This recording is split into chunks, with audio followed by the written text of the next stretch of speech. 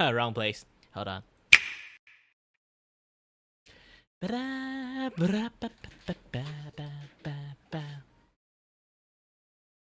I know my camera is not on yet.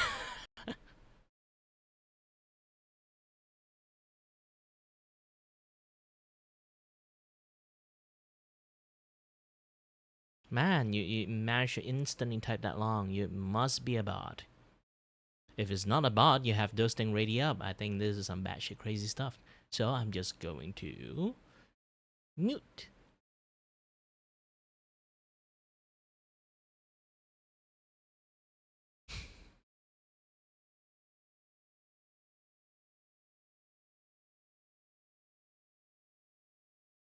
Yeah, I still got quite a few things I have to like settle with. I was writing some ideas for VGen, so I end up kind of like spending a little bit too much time on something unnecessary. Don't worry. I finished it already, so yeah.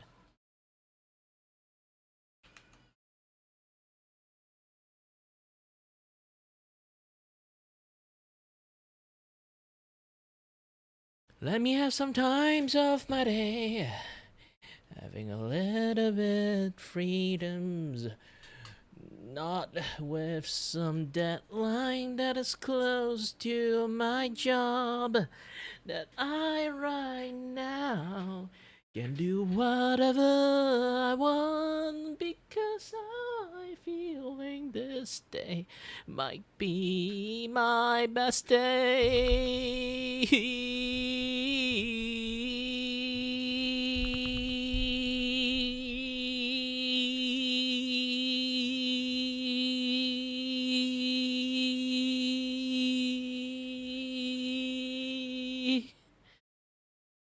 Whew.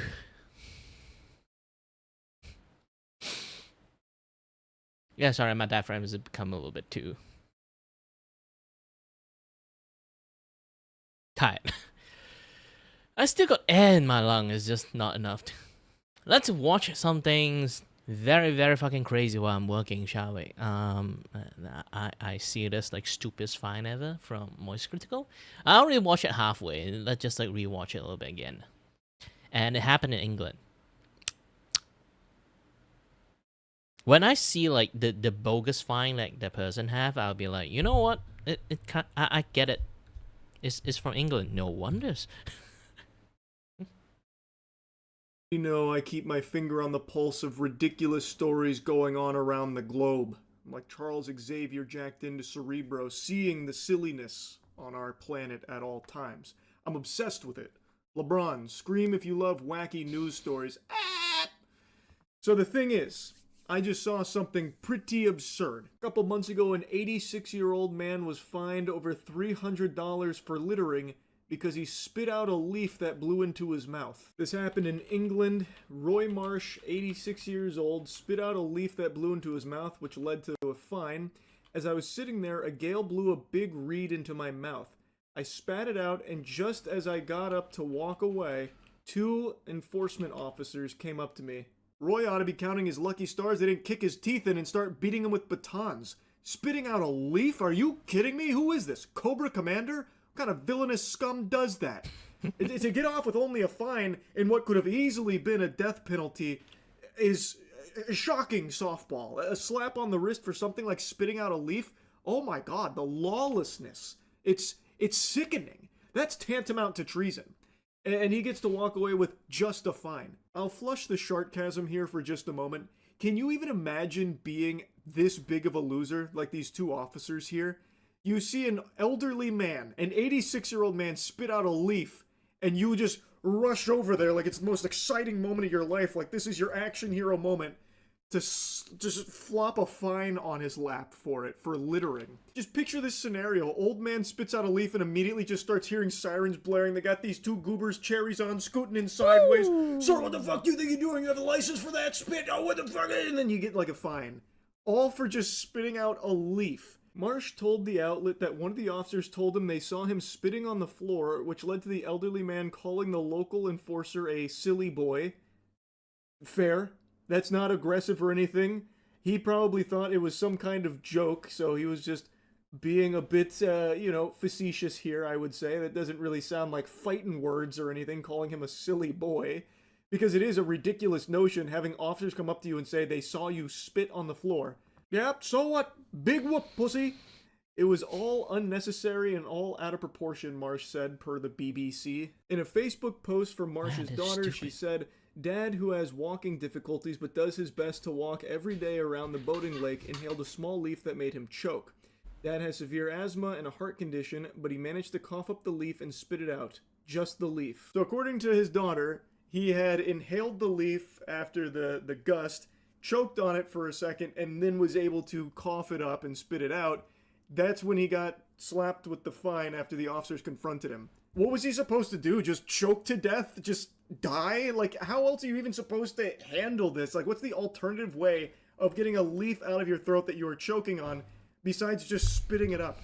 Was he supposed to, like, track down some officers and beg them to stick their fingers down his throat to start, like, scooping it out in order to avoid littering? Like, I just don't understand. Like, I genuinely cannot comprehend what other methods or means there were for him to handle this in a way that didn't lead to a multi-$100 fine. Marsh ended up receiving a fine of $334.50, but was later reduced on appeal to $200.70. He paid the latter. Adrian Finley, a county... Oh, Jesus, sorry, I had a big burp stuck in my throat right there.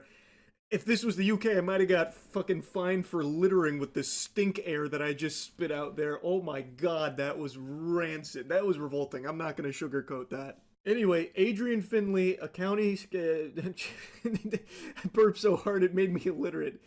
A county councillor who works as a representative for reform on Lincolnshire County Council told the BBC he had received numerous similar complaints from others in the area. So I guess this is just like a common racket where they're just slapping people with fines for really trivial shit. Enforcement officers are taking it too far. There needs to be discretion. Man, it's about literally how like they have nothing to do. They issue literally fines. have nothing to If it looks do. like a genuine accident, then give people the opportunity to apologize and pick it up. Sounding less like enforcement officers and more like hall monitors, but even hall monitors wouldn't go this hard on something so silly, so outrageously dumb. Like an 86-year-old man who spit out a leaf. And I guess judging by this statement, it's a common trend with these enforcement officers over there to be issuing fines for littering or what they perceive as littering. Though, if this guy had a handful of leaves and threw them on the ground, I would still hesitate to call that littering. It's leaves in the great outdoors. That's their goddamn home. Leaves come from outside. Like, I don't know how... Even if he did deliberately chew up a leaf and spit it out, how is that even littering? It's not like he had like a handful of soda cans and was just throwing them out all over the place in order to ruin the atmosphere or something by littering everywhere he could, polluting or anything. He spit out a leaf that was the aggressor, mind you. The leaf attacked him. It fucking launched itself into his throat, causing him to choke. So he spit it out and then had to fork over a couple $100 because of that. So the leaf... We need to be investigating that. We got that's more of a pressing problem than him spitting out the leaf. This story is so stupid that it actually had me somewhat fuming, like playfully fuming, I suppose. But it reminded me a lot of another really wacky one we covered like a year ago, where we even had like a roundtable debate where I think it was Ohio, where Supreme Court ruled that boneless chicken wings can have bones. This was after a customer had eaten a boneless wing and actually suffered a serious injury because of the bone in the wing cutting his shit up. And they actually ruled that boneless is a cooking technique, a cooking style that doesn't necessarily indicate the absence of bones. So it's unreasonable to expect boneless wings to have to have no bones in them. It was still one of the most ridiculous things I've ever fucking heard in my life, by the way. And reading about this leaf fine brought up similar feelings as that. And I just had to yap about it a bit. That's really it. So yeah. The word dumbest shit over here. Okay? This is legitly takes a cake off the word dumbest shit I ever heard.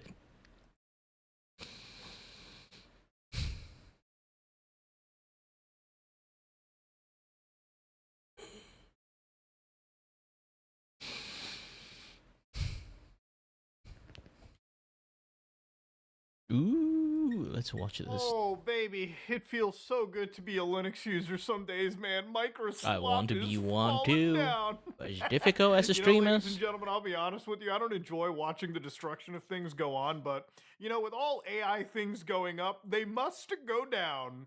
And ladies and gentlemen, still to this day, Microslop won't learn. Don't think for a second that I stopped talking about him, that I just magically forgot. No, apparently Microslop is still so far in the AI slop game that they're actually cutting ties with their friends at OpenAI. You know, if you're a company called OpenAI, it's a pretty bad time to be you. They're getting sued pretty much everywhere. All the Chinese companies are distilling the shit out of their models and just giving it back to people for free at this point. That yeah, it would just suck to be that to be that company. But anyways, for people that don't understand, Microsoft, despite people screaming to the heavens that the AI shit that they're doing is ruining Windows, okay? It's ruining their keystone product that people use, okay? Microsoft Windows. A lot of people still use it. I don't understand why. I get it if you have a specific task. But you know, at this point, Mac is just a far better alternative. Linux is great. I mean, just anything that respects you. Anyways, Microslop is basically their AI runs off ChatGPT. So anytime you interact with Copilot, you're basically talking to like white label ChatGPT. It's like an artisanal shop selling you like coffee beans that you fucking know are from like the big factory, but they're just labeled differently and upcharged just slightly to make it look a little bit more premium. Yeah, it seems like Microsoft's like a AI chief at this point. You know, they're thinking of actually putting their baskets in their own camp at this point. Basically, that they're actually going to ditch OpenAI, but they're not just going to ditch the whole AI project. I think a lot of these companies have put too much money into it to eat crow. You know, a lot of the investors that are like, when are we getting our money back, guys? We gave you trillions of dollars for this shit. Yeah, they're just saying, you know what, ladies and gentlemen, we're going to make our own models now. And they're going to be the best. They're going to be better than all the other guys. Now, the AI fatigue for me is pretty real. I feel like every other They just want to justify all the RAM they bought. They just want to justify all the RAM they bought. day, like one other company comes out and says, we just made the best model ever. No, we just did. We just did. You know, at the end of the day, it is just a giant shit show, and we're all a part of it, buckos. You know, Hollywood, for instance, is freaking out right now because of this thing called C-Dance 2.0. Apparently, it's just taken images and videos from all of copyrighted materials out there. Disney's pissed. The Actors Guild is like, you know, we don't really like it that these Chinese companies are taking anything away from us. Look, the genie is out of the bottle. Everyone's going to be stealing from everybody. And unfortunately, the AI race will never really end. Both of the largest countries in the world are chasing at each other's tails for it. What people in Hollywood are kind of bringing up is stuff like AI bounty hunters, which I guess is a new system to help detect anytime a movie or television show in the future is going to be using AI. Which is funny to me because, like, in Hollywood, you have companies like Disney that have signed billion-dollar deals or some shit with, like, OpenAI, and I don't know what they were expecting when they were selling this stuff off for training to these big AI models. Like, brother, you were writing your own death warrant at this point. I mean, it is just insanity to see this stuff go as far as it is. But yeah, we're getting to a point where the genie is out of the bottle, and unfortunately, we have not regulated it at all, and it is out there, and unfortunately, we have to consider bounty hunters to fight AI slop hitting the world. Now, again, remember, these are the same guys who tell you that AI can benefit humanity, and literally in the same interview will go and say, all that white-collar work that people are used to doing these days, yeah, that could be automated within 2 years. And that whole statement from Microsoft is such cope bullshit that they used to sell to every other company. When you've got organizations like IBM that are straight up saying we're tripling entry-level hiring for software developers, by the way, after all these jobs were being told AI can do. So basically, it's just an admission, and you can literally read it right over here from Fortune, that IBM thought that AI stuff was going to just axe the workforce, and they could save a lot of money by just having, you know, like a bunch of AI agents doing their shit. But then when they realize that it's not as the whole AI stuff, while it's really cool for code writing, it's not something that can replace the human in the loop. And you can even do this yourself by vibe coding as well too. You can try writing code yourself using it. You still need to be there to test, to understand, to convey the actual project to the actual code editor or the agent that you're using in order to make this stuff work. And now that they're looking at bringing the people back, obviously I think people should probably bring, some demands to the table, right? Because if you need human beings and the AI stuff isn't cutting it, you can't just let these people screw you once because they're just going to find a way to screw you again. Anyways, it's just a contrast I wanted to bring up because Microsoft says one thing and reality is another. And a lot of this AI shit has unfortunately made it to like Microsoft Windows, where obviously we've talked about this the last few like weeks, if not months, where like almost every other major update Microsoft gets, it's almost as if something in Windows completely breaks. Now, what I'm about to show you is something that is absolutely flabbergasting. So, for instance, I didn't know this, but, inside Microsoft Notepad, what do you think you would do with the Notepad app, okay? I want to ask Hi you a there, little genuine battery guy. question. When it comes to the Notepad How low application battery are that you was right now? introduced in Microsoft, pretty much since its It early depends days, on the which whole country you're from. job You are is to literally write on the shit middle of the night into it or and like in the save it middle as of the a text afternoon. document on your system. Well, I didn't know about this, It's but, rather be ladies and morning. gentlemen, If it's morning, got means that you're from European. Copilot button in So here hide too. it. Now, I don't know why somebody would ever need Copilot to drop into their notepad for writing things, rewriting things. So, every time companies like Microsoft keep infesting basic applications with this kind of software, it's just, it burns me to my core. Because many people don't ask for it. In fact, if anything, it always serves as a hindrance. Now, a lot of people can say that Windows is vibe coded, and generally speaking, there's no better evidence than watching every other update for it completely break something or introduce a security issue down the road. Well, One it of the is security issues that I saw brought up lately blew my mind, okay? Windows Notepad app remote code execute. If you guys don't know what vibe coded is, it's basically, here's the thing. They use AI to write their code. It's not like they can't do it, but if you ask an idiot to write a code using AI, you get an idiotic code without any overseas and stuff. Like imagine like you need the editors to like if you want to publish anything like in newspaper, you need an editor to take a look, check your copyright writings, check your like grammars, this and that stuff. A lot of people has basically fired all editors and hired idiot to write papers using AI. They basically replace editor with AI and using cheap labels like newly hired college freshmen, like just like fresh out of the graduations that don't know jack shit and do all the writings. All the newbies that do all the writing because they like hire in cheaps and stuff. And yeah, they just use them doing those things. And then since there's no editors to actually do any proofwriting, now like news article is just basic shit nowadays. And this kind of situations similarly are happening toward all the coding industry because they fired all the expensive seniors that what they thought is just sitting there and doing nothing. Essentially, they are sitting there waiting their gosh dang intern to finish the coding, send it to them so they can review the code. Most of the time, it's happened that way. Like you can't really do anything until they finish what they're doing and then send it to you. And depends on like how big of the sections of the code and like the syntax and all those kind of things is going to be.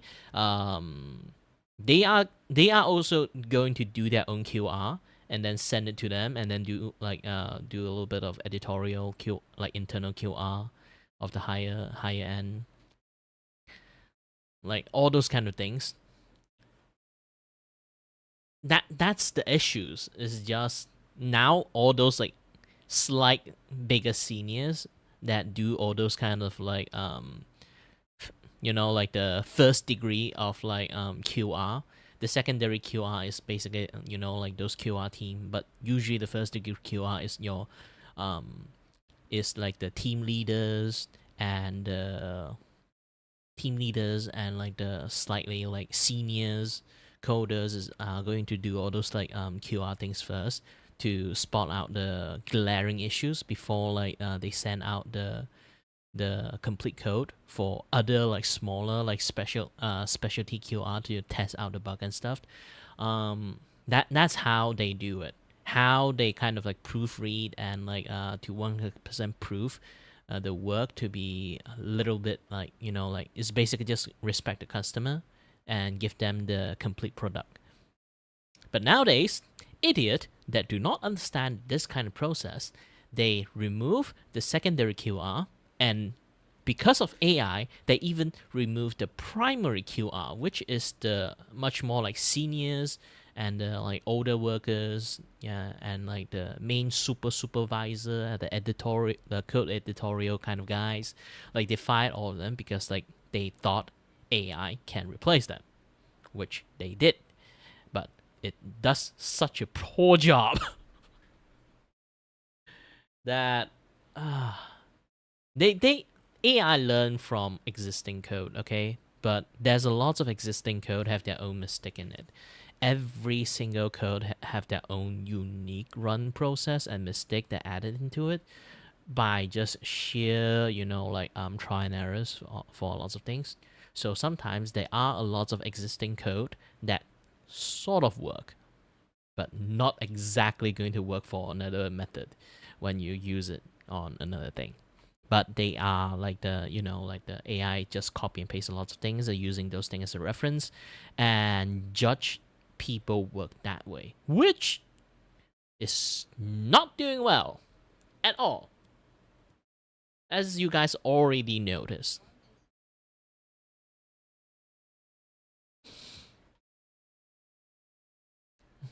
So yeah, it's a really like sad thing sometimes. And vibe coding, like I say again, it is basically skipped all those like primary and secondary QA, and they use their customer as free QA that pay them instead. Which is one of the things is like basically like customer nowadays. The way like big tech company treat their customer nowadays, they are basically QA that willing to pay you to QA their work instead of you instead of you pay people to do QA and do the customer right by giving them a complete product. This is literally just how the table flip itself. I can definitely tell you the C-suite people is literally messaging each other like pointing at a customer that just how fucking stupid everyone is. Definitely. And there are still lots of people who would literally like wage their fucking life to like to defend the fucking company. This is like really really idiotic at this point. Like business etiquette and relationship between customer and like the business owner has become totally messed up as time passed. There's no respect on customer toward the business owner, and there's 100%, no, 200%. I am fucking dang sure that the business owner have zero, like negative 100% respect on any customer. You would say like, oh, I'm a business owner. I own a bakery shops. I love my customer. Yeah. You do. But you are also the customer of the ingredient that you bought. You get that, right? And then you are the quote unquote dumbass customer that like the C-suite people is laughing at. Sadly, it's like there's always bigger fish to always eat you and laugh at your stupidities. It is a thing. It is what it is. And only people who actually have enough cognitive functions, they can actually like detect this kind of shit. Because I've been seeing this thing like happening here and there around all the world, and there are so many people who literally have zero like cognitive reactions on this kind of stuff, and even like trying their best to defend all business practices. I feel like they are like paid people at this point. I have no idea how dumb people can be. I believe people aren't that dumb sometimes. I trust human intelligence, but nowadays I don't trust them. Human intelligence have been like completely brainwashed by like big corpo, sadly.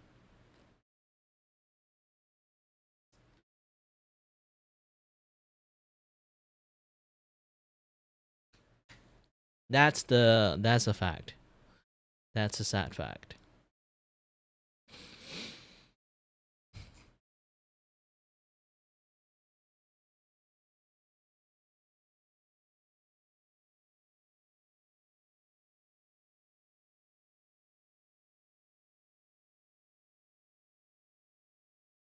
Execution vulnerability. All right, this seems kind of wordy, but what was it, Muda? What is this? Well, for one, it's a remote code execution, meaning that a hacker can take advantage of something malicious in a piece of software and use it to run code that normally wouldn't be allowed. And that code could be anything. It could be opening up the calculator, or it could be opening up your computer to be controlled by something from another side of the world. You get your shit completely goatsied, right? It could be really anything. That's why it's a very severe. The max severity on here is important because it is. So, of course, ultimately, how did this work? Well, improper neutralization of special elements used in a command in the Notepad app allows an unauthorized attacker to execute code locally. Now, again, it's very wordy, but to give you an idea, this was apparently disclosed, and from what I understand, it might have existed for around the entire gestation period of a human being, which is like 9 months. So imagine for 9 months, motherfuckers were sitting here with a pretty with a pretty scary bug on their system. Now basically what that effectively means is if you have something like a markdown file, which for anybody that's ever written like a GitHub README, typically they're in a markdown format, which basically allows you to have things like clickable links, for instance, right? Which is actually the big reality over here. So somewhere in Microsoft's brilliant designed plans, they allowed hackers to basically embed these clickable links inside markdown files, and that's what Notepad was reading. This actually had really nothing to do with artificial intelligence. The only reason I'm using AI as a quirky thing is I imagine somebody probably coded this using an AI tool and didn't really think of something like edge handling or error cases, where, for instance, a clickable link like this, for instance, in like Notepad++, This is what happened when if you you fired wanted to all the open like experienced this seniors. link, you would have to click on it not just once, but twice. Now, of course, what Microsoft did in this case was they just decided that without even informing the user, you could just click that link and boom, shit just runs in the background. Now, they did actually end up fixing this as of this video, and the fix is basically Microsoft tells you clicking this link can be dangerous. Would you like to go through with it? Now, look, I'm totally fine that they did that. They gave you a little error message. But how is it that we're going to be bringing this shit into our operating system and not even thinking twice before we actually push it to millions, if not billions of users worldwide that are running shit like Windows 11, okay? That is the question I have to ask a million times over. It's insane that everybody that I see using Windows has to like tell me, no, I mean, Windows is great, dude. Just run a few scripts that like gut the system out. Like, just take it to plastic surgery, remove like 99% of its functionality. Oh, you don't like the AI shit? I mean, I genuinely don't. Remove all that from your system, maybe break a few things. Dog, if we're getting to the point that I have to look into the Windows registry, whip out the terminal, run a bunch of scripts to de-bloat and run Ozempic on my digital hardware, at what point is installing Linux not the alternative? At what point is maybe switching to a Mac not the alternative? It's Yeah, crazy too that many the things best doesn't laptop support Linux, at this sadly. point probably You comes you from can brute Apple, force and it's it, but you actually have to be super genuinely technical. cheaper than most Microsoft co-slop pilot like laptops released these days. That's the insane world we're living in. Not only have things gotten more expensive, but shit from Apple starts making more sense. We live in a clown world. But yeah, ladies and gentlemen, You know, I honestly, I wasn't even expecting to make a video on this, but just the general absurdity of the fact that something like this could exist on a notepad application is insane to me. Why this was allowed to exist for so long is just baffling. You know, and honestly, this AI craze just shows me something that, like, now with a lot of normies who are like jumping into shit like OpenClaw, for instance, this is nothing to really do with Microsoft, but you can run this on Windows. You can also run this on Linux. You can run this all over Mac. And I talked about it literally before when we were looking at the AI social network that was made, but people are willing to run applications entirely on their machine and give it full system access. So remember, this is a tool that has full, complete global access to your computer, meaning that it can look at everything in your file structure. And then they expose this to like a frontier AI or sometimes even a local artificial intelligence. And because of this, you know, sometimes the AI can go haywire and completely destroy your installation. But if you connect it to like foreign artificial intelligences or like any off like LLM, basically they have the ability to just like pilfer around your system without any like without anything to jump in and stop them. And that is the insane world we kind of live in.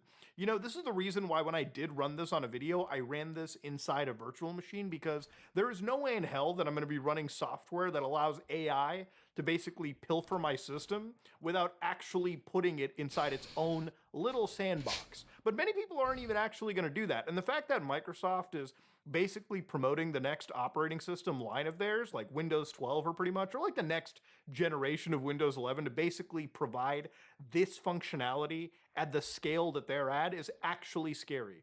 Because of their reliance on things like artificial intelligence to not just code their operating system, but also serve as like a major feature set, they have basically introduced so many security issues in so little time that honestly, like Microsoft, like Windows didn't used to be this bad. Like Windows 10, Like at this point, like you can understand, Microsoft is literally trying to bankrupt themselves. Not trying to bankrupt themselves. They are trying their best to make the shittiest processor as like OS as possible. Like this is not like, you know, oh oopsie accident. This is like on purpose. At this point, this is self-sabotaging on like the most excellent level. This is why I loved it. Too bad like not too many software is like by default like support like, you know, support the the systems, you know.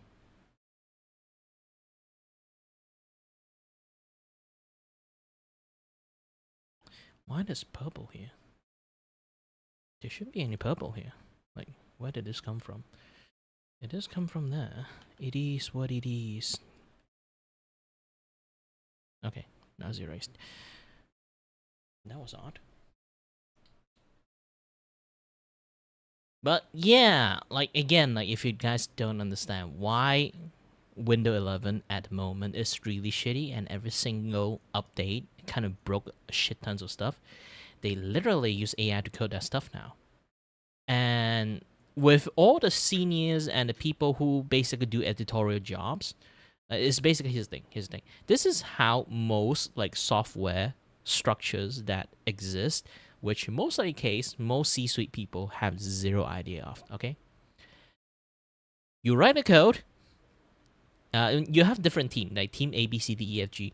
Like each one have their own supervisors, like team leaders, technically supervise the coding, and then they will receive the code, and they will do double checks on it. At least like do some minor checks on it. Does it work? Does it not work? All those kind of things. Any like coding errors or like optimization they have to do, they can do it first, and then they will hand those supervisors will like team leaders will hand in those code, like you know, combine the code and together with like different team, and then hand it to the, you know, like the main guy, that the seniors like senior coder, which like handle everything in compilations. This is what we call the primary QA. Okay, I don't have I don't know the proper name for it, but it is basically the first QA, which you guys have no idea. Is basically is like is it question and answering or something. I forgot. Like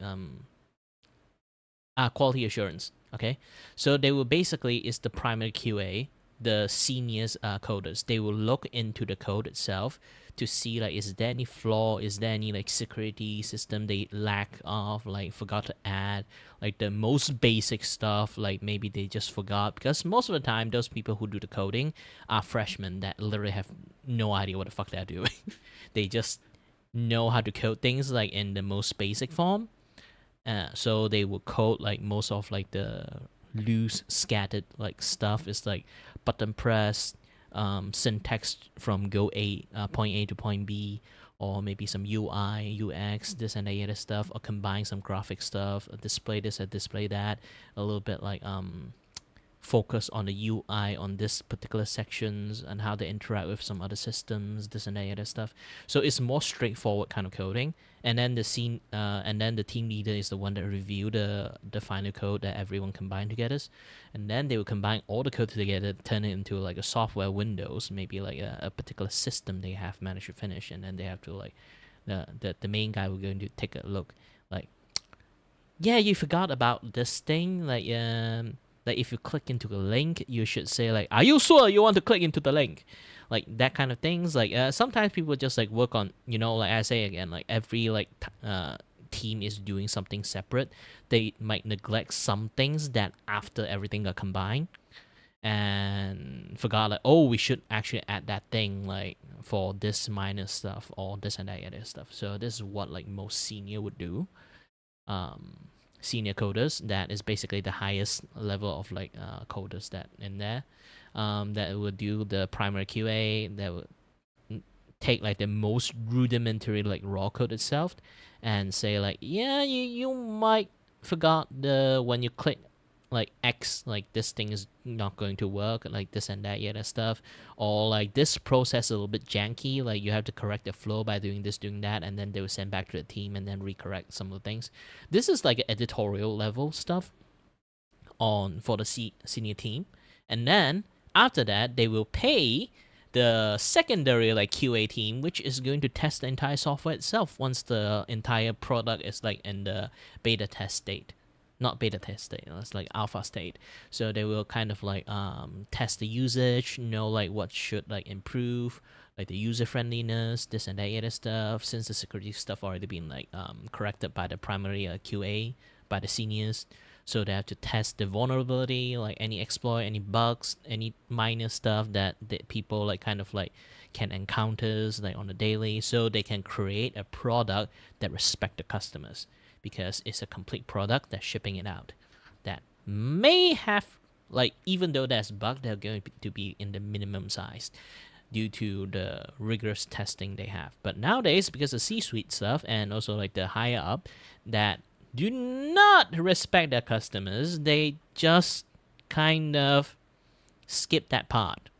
They first fired all the secondary like QA coders, like not even coders, technically they are QA testers, okay? And then the primary one is the QA coders, which is all the seniors that what they thought in their mind is just people that have seniorities and then just sit there doing nothing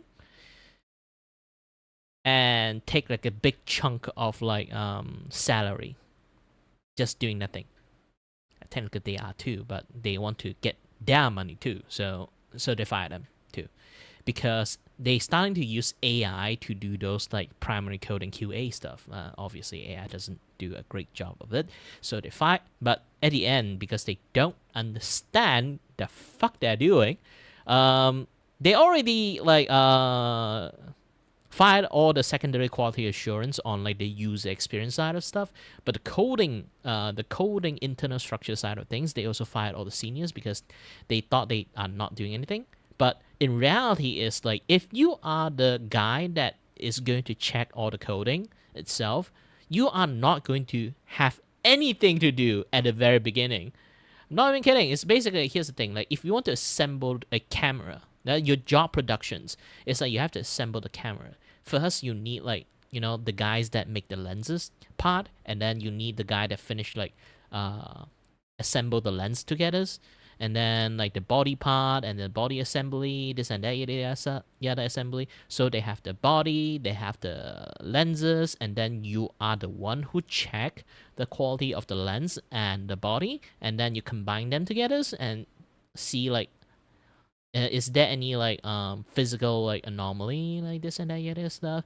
You are like the people that kind of like what they fired is the people that literally are waiting in the pipeline, the end of the pipeline, on like the the people like under them finish their work. So if they have incompetent workers or like a lot of newbie on doing like new stuff because they're higher up keep flip-flopping on like a lot of features and stuff. Hey, we want to add this. Hey, we want new AI. Hey, we want to like have this thing and that thing. Like out of their whim, it's going to extend the assembly stage, like the programming stage on the minor code, like the new stuff that they add in, the middle of the interruption of the process, yada yada stuff. They have to rebuild everything, or sometimes they literally have to rebuild everything just to like fit that one thing, or like they have to like change the flow, this and that yada stuff. And they might have to like create a new team to write entirely different things. So yeah, that become like an issue, which make it like the extension of the pipeline is going to get more and more longer, and the guy who at the end of the pipeline is just sitting there doing nothing. They literally are just waiting the stuff to arrive at their hand, which in some cases it inevitably never reach their hand because they're higher up and the gosh dang stockholders or any other things is like the people is like keep wanting this and that. They keep like flip-flopping a lot of features. Sometimes they want something, sometimes they forget about it, like the other stuff. It just keep extending the fucking pipeline. And the guys at the end of the pipeline literally just sit there and have nothing to do aside having a long time vacation. Like even they want to do something, they can't. And ultimately, when they come to want to fire a lot of people, once AI become a thing, they want to like shorten the pipeline by cutting out the people who have too much free time because at the end of the pipeline, or the middleman, or some random sections that they thought they didn't do jack shit, and voila. That's how it's happened. Okay, that's literally like how corporate structures happens, and then it ruined a lot of pipeline stuff. And the moment they cut off the big guys in the very, very primary, like first line at the end of the productions to check all the QA stuff on the coding itself, the securities, the codings, a little bit this, a little bit that, like the logic behind it. Is it right or wrong, or what is missing, what is not? Those kind of people all got fired. Generally, everyone in that like level of pipeline got fired. So this is what happened now. All the tech stuff, the software that have AI along with it, they all are trying to use AI to like replace all the end of the pipeline editorial like quality assurance stuff, have become a buggy mess. This is why Windows 11 are in this state right now, because they fired most of the senior.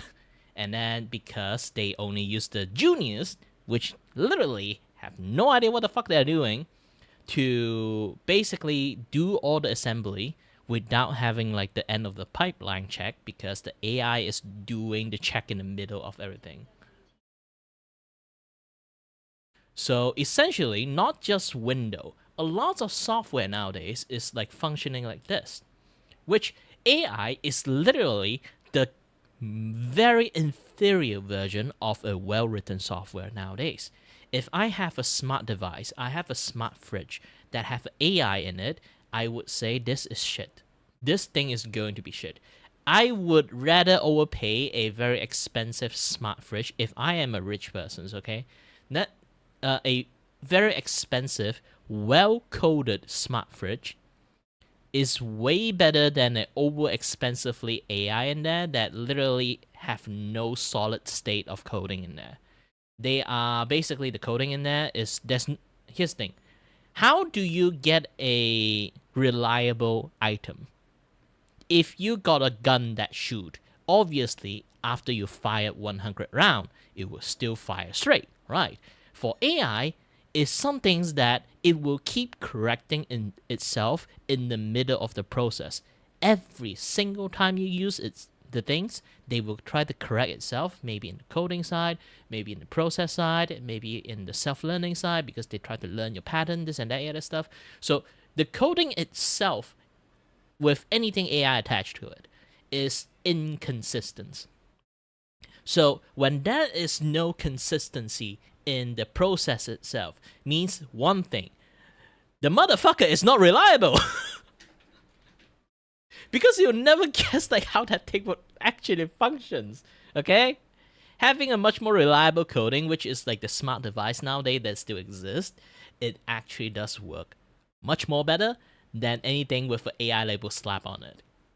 But sadly, those technologies is going to fade away because all the senior got fired.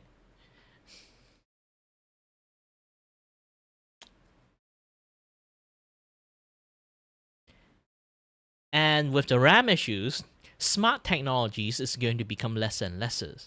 More and more technologies is going to be Wi-Fi connected, because the only way to have anything to process is on the AI servers that particular like applications, like you know, like your rice cookers, your blenders, like all those kind of things, like coffee makers, is going to need to connect to the gosh dang fucking internet. It's because they don't have the like memory parts.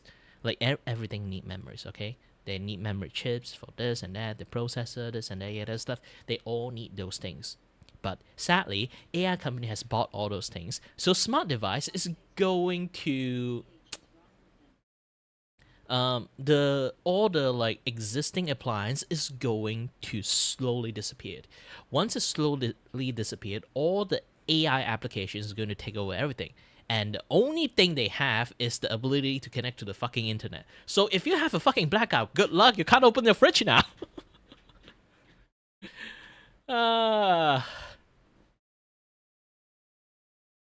Any internet interruptions, your any smart AI device is going to be fucked.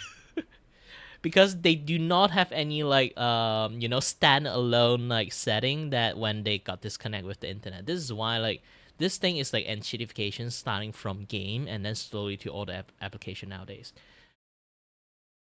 A lot of people won't be able to see it. A lot of consumer just consume. They don't see this kind of bullshit. That's the sad part of it.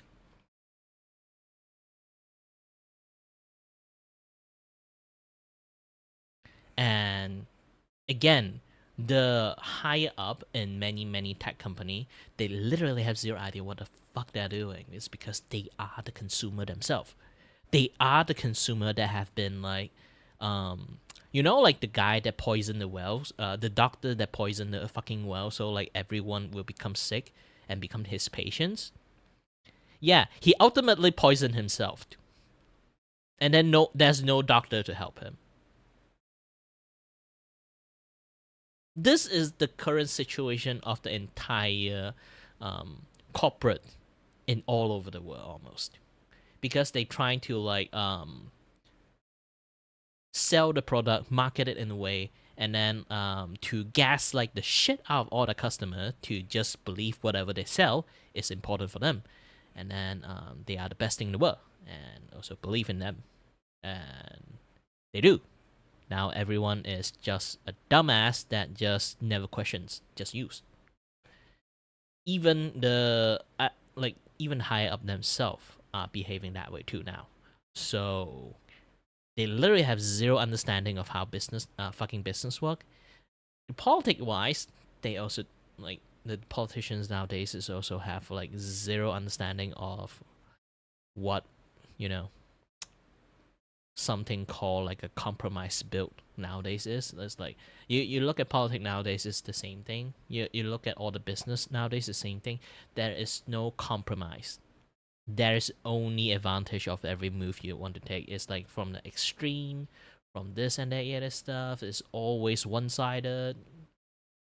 This is a little bit too long, and then most people has just like slowly become dumber and dumber, and being unaware of this stuff because, well, it's their job to make you unaware, and they did their jobs too great, and it now even affecting them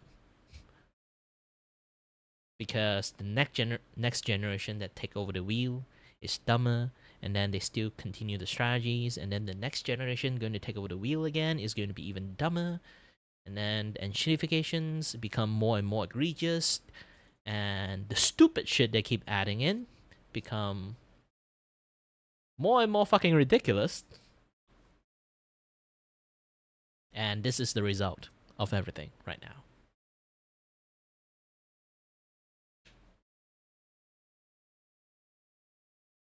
How to fix it? I don't know. Everything is too far gone. The moment smart device take over everything, it's already too far gone. The AI is just the next step of things become more and more worse. And trust me, every time something worse come out in the fucking market and how they treat the customers is going to be like every stage is multiplicative, okay? It's going to be worse like 2 times or 3 times the last worst thing that you ever encounter. It's just going to become more and more, and then everything keep escalating, and then the entirety of the world market going to crash. And once it's crashed, it's going to be a next like Great Depressions again. It's going to become one. Hate to say this, like the only thing that kind of like have the ability to self-sustain for a long while is China. And any country in like the Southeast Asia, because like we don't relying on too much on import. We do make our own shit, but you know, some country like Canada or like in America, they completely are relying on outside force nowadays on the manufacturings or any other stuff. It's going to be really hard for them. Like even half of the European like Union is kind of functioning that way too. UK especially.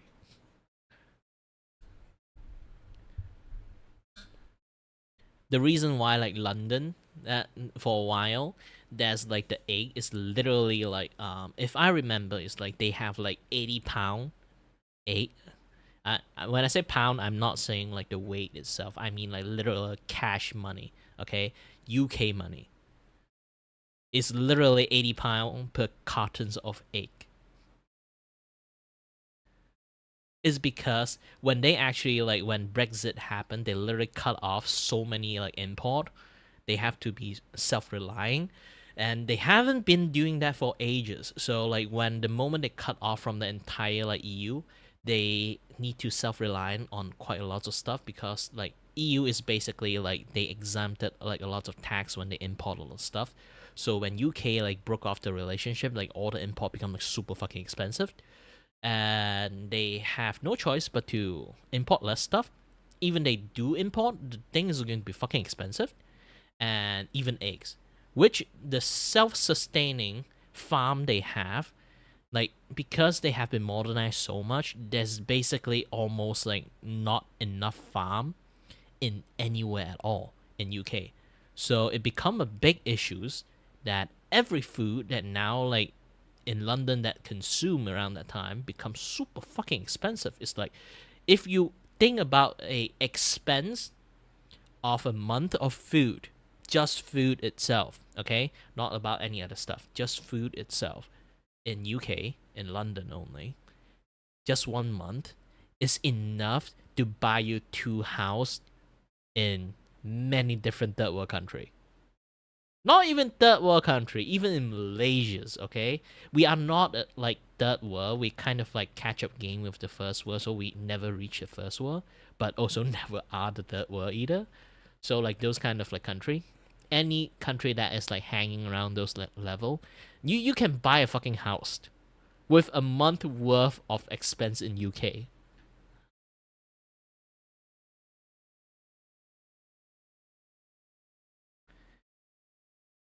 This is why like around the time like UK have like really bad like economy stuff like when Brexit happened, and then like like they have like the Scotland literally want to leave like UK because like how dumb their fucking decision is. And now like they have like this like immigration like crisis and everything, yada yada stuff. They already have that Brexit issues already, and now they have to fight over. And then like they have like overcrowded on immigration stuff and refugee issues. It become like even worse on the economic side, and they still had to pour in all those money. They like I say again, they already are struggling, so they have to pour in all those like excess money to spend on the refugees and the immigration program and stuff, which like makes everyone like live a very harsh life. This is why like UK right now is like really unstable, and of course like it have like even a lot more like stuff like mixed in it, but one of the main reasons is really like ultimately the main reason is money. If you have all the money in the world, you can help however you want, but they don't have the infrastructures to help everyone. So the lack of money to fund it on any of those kind of stuff, and they still want to do it, it strained the entire society so much that right now the entire UK is just like on fire at the moment for quite a few years actually. Not like at the moment. It's like quite a few years. Canada is like one of the same issues. It's going to soon to be like become the UK 2.0.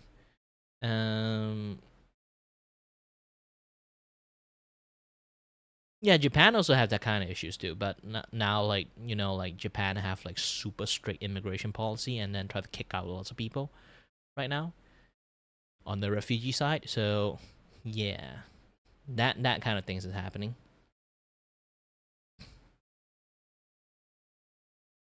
I still feel really bad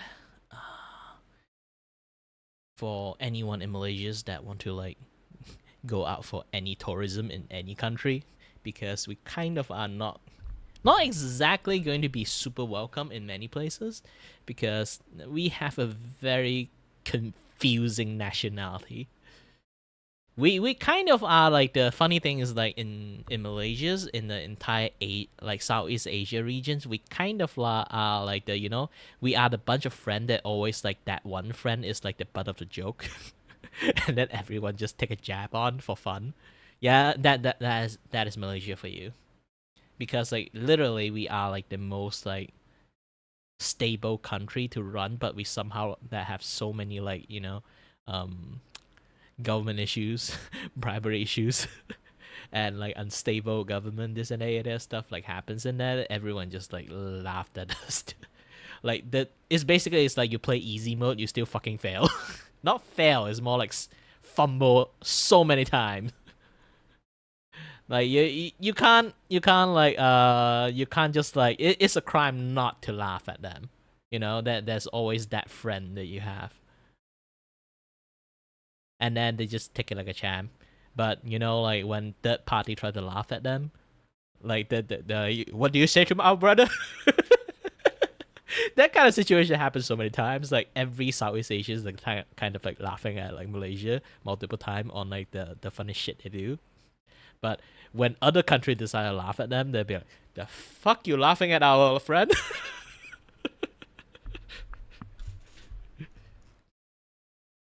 It did happen like recently. If you look at the internet lately, like you see like a lot of drama about like the Korean versus like the entire fucking Southeast Asians. uh I don't know why. A lot of people in Korea, and in not everyone, but that is quite a lot, especially in Twitters. Okay, especially in just Twitters, technically. They have a very like what you normally call it, like superiority complex. Okay.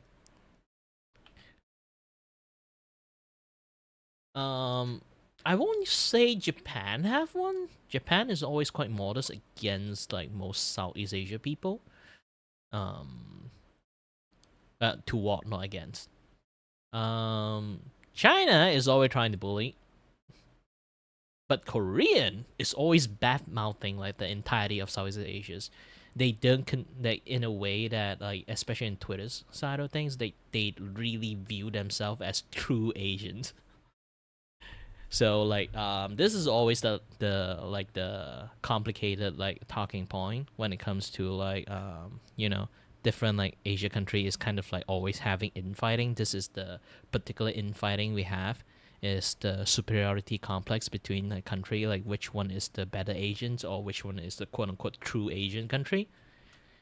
It's always like I feel sad for Japan because Japan keep getting roped into it. It's like they always like people will, especially like Korean, will always like state it for some weird fucking reason, especially like American Korean. Okay, the people who are American but they are Korean in the same time. Like I don't know how you guys like call them. Basically, lots of American Asians, they will always sing praise of Korean, maybe sometimes China's, sometimes like Japan as the true Asian country, while the rest of them are not actually Asians. Always on the American side, sadly. Like there is some people in like Korean does that too because they thought that people keep like having like superiority issue like talk is part of them. Actuality they just lappas that they aren't even actual Korean. So yeah, that kind of issues that happens a lot.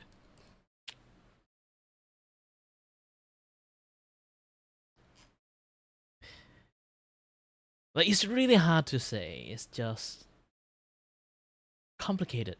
It's really complicated. It's just the easiest way to say is just fucking complicated. Yeah, there's always a lot of infighting in there.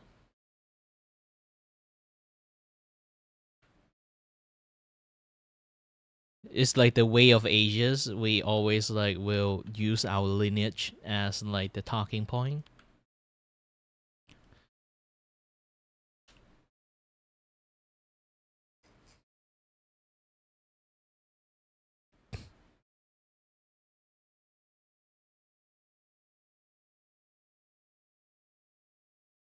Where was I again? Why did I suddenly go to this kind of like talk?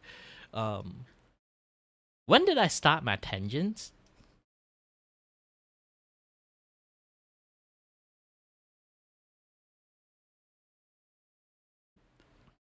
Stupid couple. But there's nothing more to talk about. I already said what I have to say.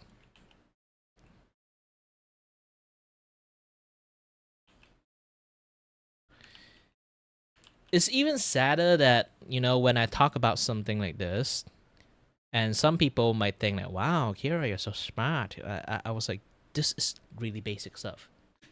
When it comes to corporate and like, the infrastructure, how stuff work, this and that other stuff, there's just a lot of people who's just going to say, like, here's the thing. I'm going to talk about, imagine his thing. I'm going to talk a lot about the infrastructures, the inner politics that happening in Blizzard Studio, that how the game is fucking made, and then Bobby Kotick just like destroyed everything, yada yada stuff.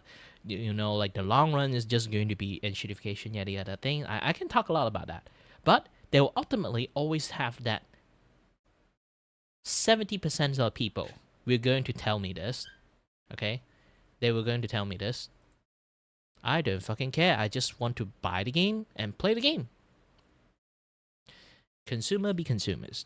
They don't fucking care. And that's how the things like gone to shit nowadays too. Is because they were kind of raised that way by the fucking corporate to a point that they are, in some sense, chronically brain dead. I can literally, here's the thing, so many people can just immediately believe anything I say in the get-go. I can literally just scroll through like Twitters. If I see any AI video that talk about outrageous stuff, I can just react it in a way that, oh, this and that other stuff, and then I talk a lot about stuff, and then I'm fully aware that fucking thing is AI, but I just did it out of grifting for fun. And then most people that watch me, listening to me to grift and watching that kind of thing as evidence, they will literally believe anything I say. Sometimes I did that for shits and giggle. After I did everything, I would say, hey, it's AI actually, you know.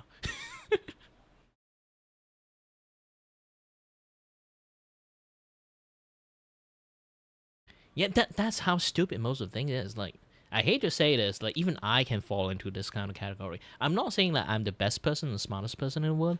I mean, like, literally, this is just how the world functions nowadays. And especially depends on the people you're talking with. I more or less have, like, you know, the way I talk and the way I explain stuff. There's going to be a lot of part of the people who watch me just going to believe me on anything I say. And here's the thing, like, I will always tell everyone, please have a grain of fucking salt when listening to me, because I am not God. I'm not going to correct every like things I'm going to talk about.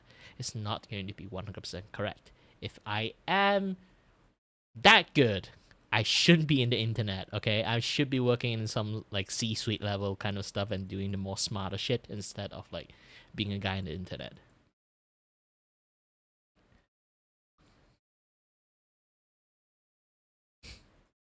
But there's too many people is kind of like just react to information nowadays. That's like how most of things like kind of work. They should have like some of like the class that nowadays the education system, they should really focusing on like teaching kids how to understand the fucking internet, since like back then like kids don't really have any access on internet that easily. So when they do, most likely they really like trying really hard to learn how to like get into the internet in the first place. So they know basic like understanding and protections and a little bit more tech savvy than most people when like kids are in the internet. But nowadays the kids on the internet is literally have like the super fucking easiest access in the world, the fucking iPad, okay? So because of that, like tech is become like more accessible and easier for kids, which makes them like less tech savvy. The less tech savvy they are, the less like cognitive like understanding toward the fucking internet they have. And when it comes to a lot of talking point about like you know, internet censorship, they starting to like you know, doing like ID stuff, this and that, yada yada things. If it's the government is doing that thing, it's kind of fine. But if it's like third party trying to do that thing, I kind of don't trust them.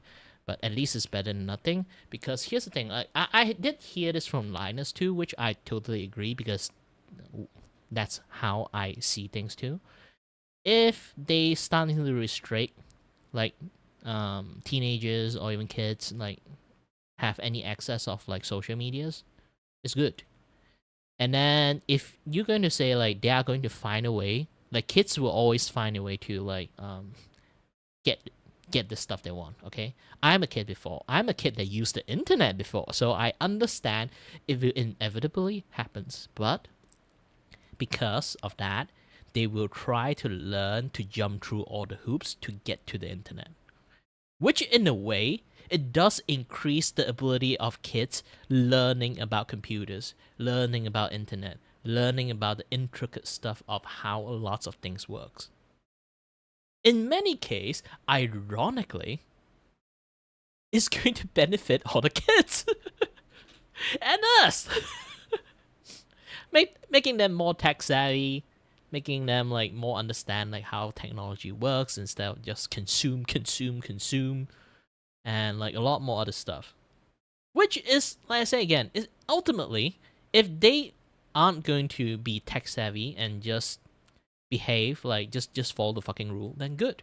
If they want to be a renegade of it, just want to like find loophole, get away with it, look into some like forum, like some shady forums, and then like learn how to use codings, learn how to use VPN themselves, like learn how to do this, do that to like get away the loophole, and then yeah, good for them. They learn more about computers somehow out of sheer stubbornness of trying to like, like just get through all this bullcrap to like starting to use the internet. It's a good thing.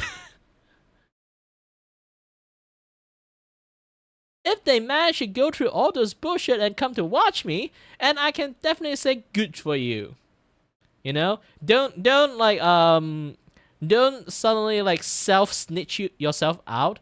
Don't be proud of saying like I'm proud of doing this, because like self snitching is just going to ruin the effort. And then kids learn to be more private about like their age and stuff, yada stuff, which they won't openly just say that, hey, I'm fucking 5 years old in the internet. Hi there. Hey, I'm Timmy, 10 years old that just using the internet now.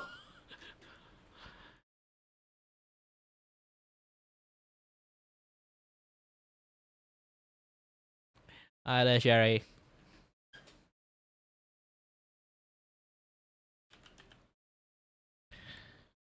Like that's the thing. Like kids would start to be not like that announcing on their fucking presence in the fucking internet now. If like literally in some cases, the way I say it is like literally kids have become illegal in the fucking internet now, so they will try their best to fucking hide their age. This way, if they manage to get into social media and internet, they wouldn't expose their name, they won't expose their age in the fucking internet, which in some sense, even they manage to get it in the internet with like, loophole means or like some like tech wizardry they manage to get in, like it was still way more safer than literally just let them in, open door, let them in like easily. How do you even like manage to spot this? Like my camera window is like tiny. You have fucking good eyes.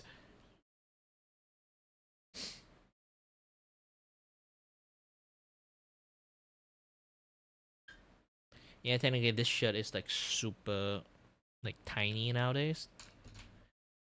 Oh, it's not going to work. Like half of the system is down. I haven't fixed it yet. I don't have time to fix it. Login.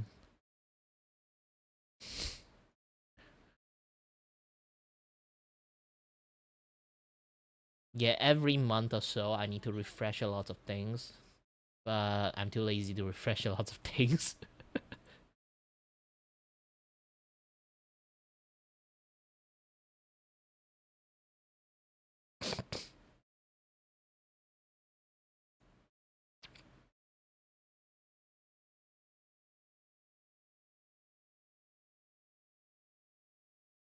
Okay, most of the things are working now.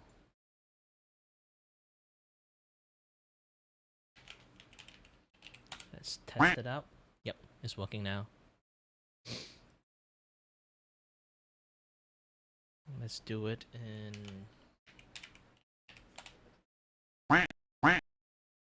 Yep.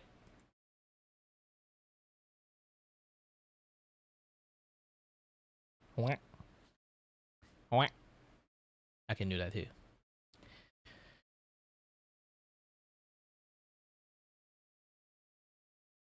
So yeah, like I say, like in many cases, it's a good thing. Having a lot of like makes like the barrier of entry for kids to get into internet is always really, really nice. Maybe there will always people say like, hey, this is censorship, this and that, yeah, the other stuff. Nope. This is barrier. And people can just easily go through the barrier if they just don't respect the fucking space. Kids are kids. They can just get to anywhere if they wanted to. That's the matter of teaching. That is not censorship issues.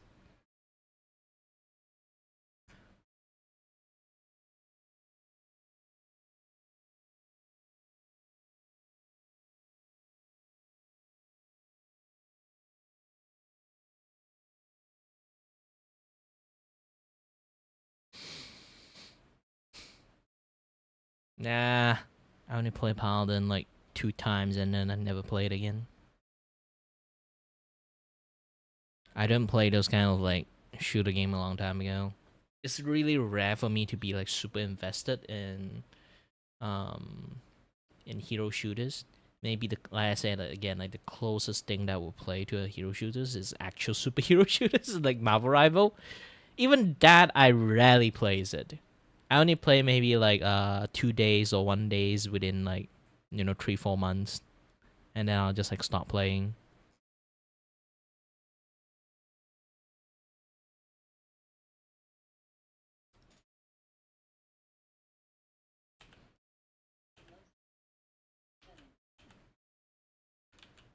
It's not about graphic or anything. It's just that I personally don't like PvP type game anymore.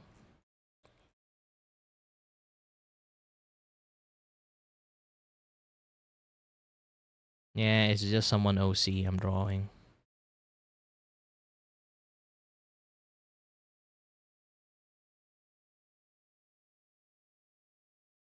Still got quite lots of things I have to go through. I haven't really finished everything yet. This is just the base color, and then I still have to refine some of the line that I drew. This and the other stuff, because I just did blocking stage like most of the things.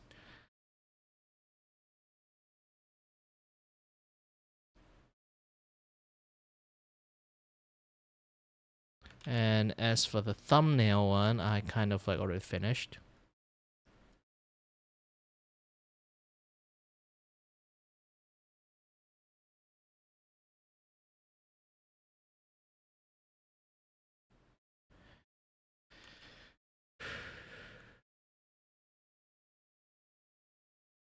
Well, good for you, good for you.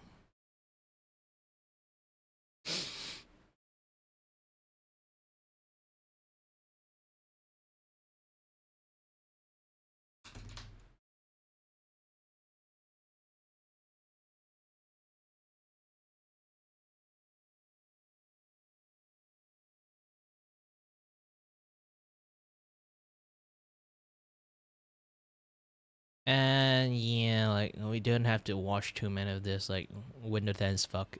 Windows 11 is fucked. That's the truth. Nobody can actually change that fact.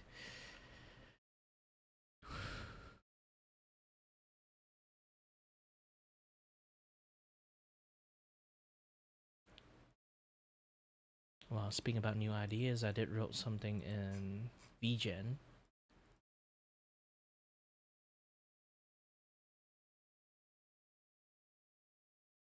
About idea and stuff. Nobody reads it at the moment, so yeah.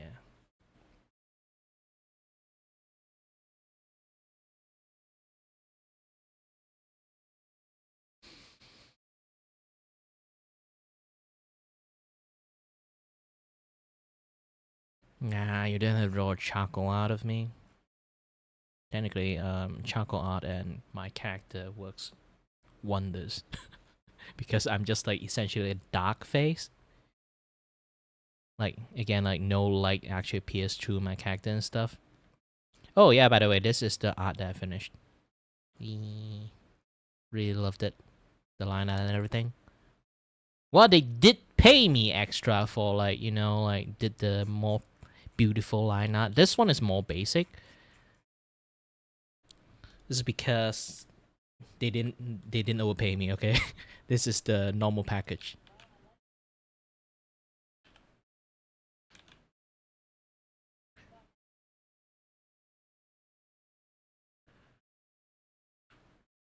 Yeah, actually I'm good at drawing mascot. I just choose not to most of the time.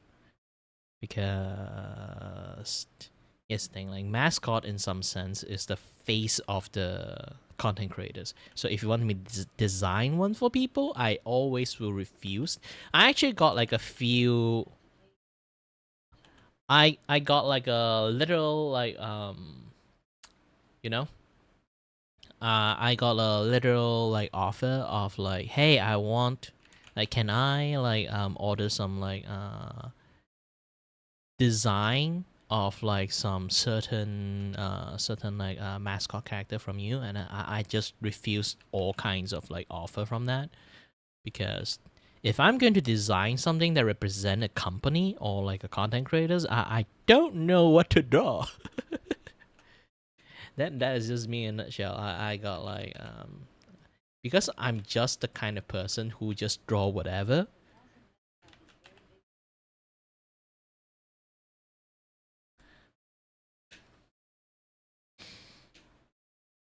Yeah, it's not a possum, that one. And that is a, like, again, like, it's tigers, but in a much more like ball shape. So like I say again, like being creative on like mascot design is you really need to be super fucking creative. And also you need to have a really good design language, which is not a thing that lots of people can actually understand that part. Design language is basically what we call a silhouette language, or like, like how things like silhouette work, this and that other stuff. There's a lots of things you have to like go through to really understand the intricate things about like the, like the stuff that you have to go through to make things like iconic looking, make them like visibly understanding. The moment you look at it, you understand like the homework and stuff about like the company, maybe about the things they represent, yada yada stuff. A lots of things. You can't just randomly pick like shit up and then just say this is my mascot. Like even artists have like a mascot for themselves. I actually have a mascot that I rarely use nowadays because it's a little bit old. I should have like renewed it. I just don't have the time to.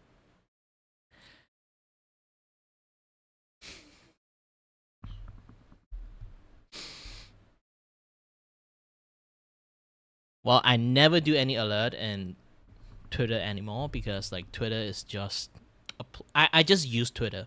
I'm not going to become a creator in Twitter, like do stuff in Twitter anymore, just because, well, it's just, how should I even say, like the Twitter space itself don't like me. The Twitter itself that don't like me because I cannot post anything with any visibility at all. Because unless I pay some money, which I don't have, to clean up my entire Twitter histories. Because I did a lot of no stuff in Twitters. Kind of like end up in the like I say, everything have like a credit systems. So my credit system in Twitters is in the shitters. Because I just use like however I like. I don't know the rules of Twitters. I just post whatever fuck I want. And as time passed, it just become really ridiculous. Okay? So ridiculous in the fact that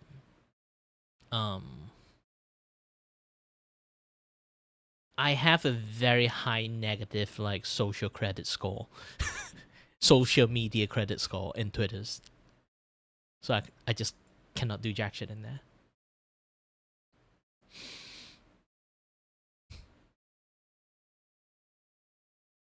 Yeah, post anything is basically have no visibility at all.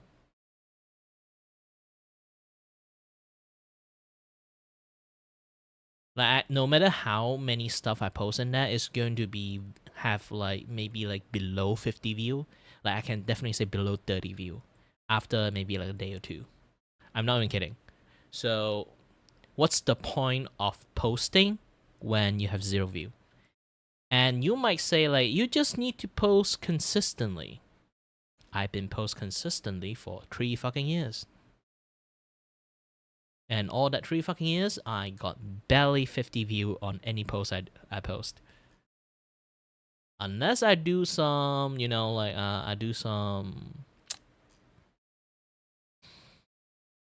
fan art of some famous like artist, famous like creators, then I might get some like extra stuff. But if I'm going to draw art for creator for free, means I'm not getting any income. I'm not doing any like promotion stuff. I'm not telling people to order stuff from me. I don't have time to even do any commission works.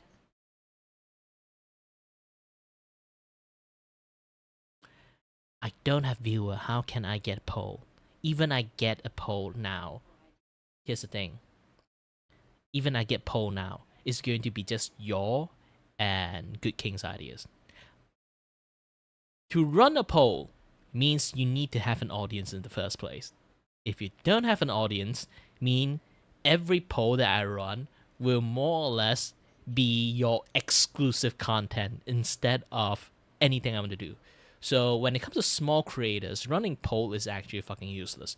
What you need to do is actually, you know, actually just do your own thing. You have to believe in the content you do. That is something that people want to watch. And then you just keep doing it. And then more people come to watch you. And once people watch you because you are doing what you are doing, because they are watching you, not watching whatever the fuck you do, okay? So at the end, then you can start some poll and do some dedicated like content as a thank you for your audience. Poll is technically function that way. You can't just randomly pull out an ass with no audience.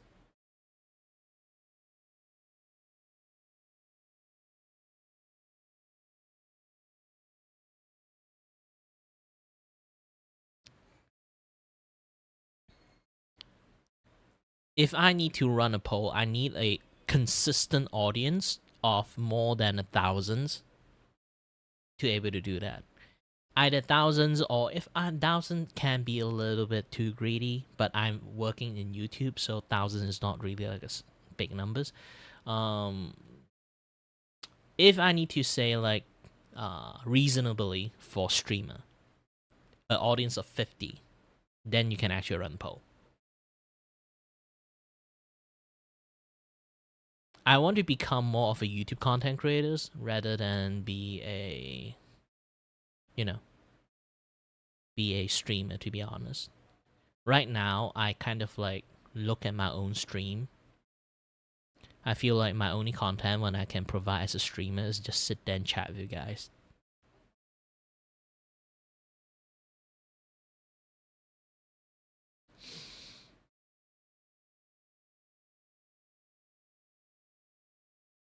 Nah, there's nothing to chat too much. It's just me complaining about, like just talking about like corporate stuff, how stupid most of the thing is. Nothing much to talk.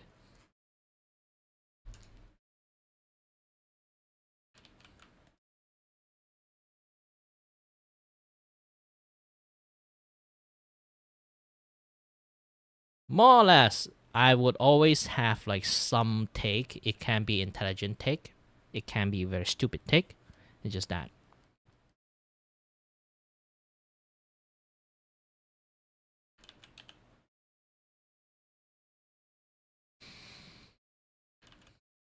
Yeah, I'm too lazy to keep repeating what I just talk about. Maybe one day I just like make a much more dedicated talk about content and stuff in the futures. Who knows? Who knows? If I have the time for it in the first place. Besides, like Chinese New Year is getting close, I'm not going to have like too much things to work, like to actually talk about.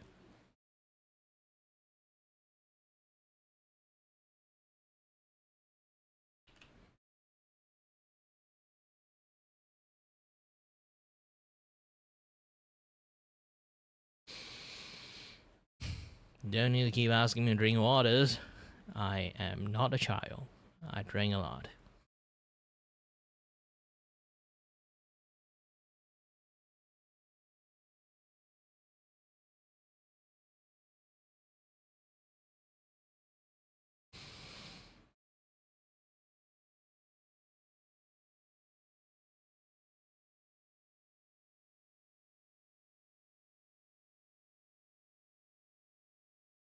Mm,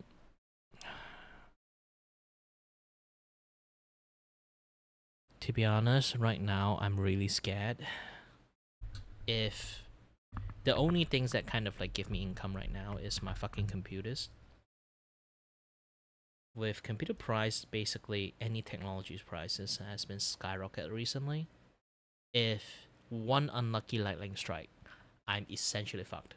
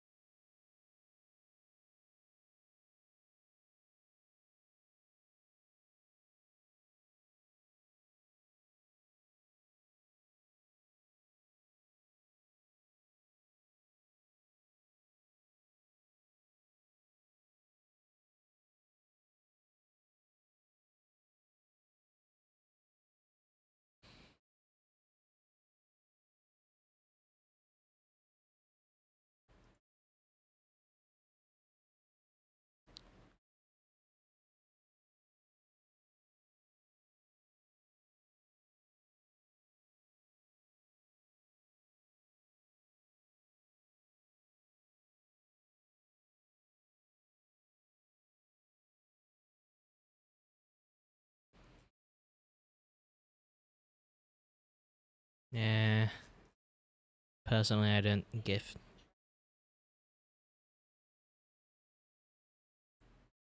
If that like unlucky lightning strike ever happened, maybe I will consider. For now, just doing what I do.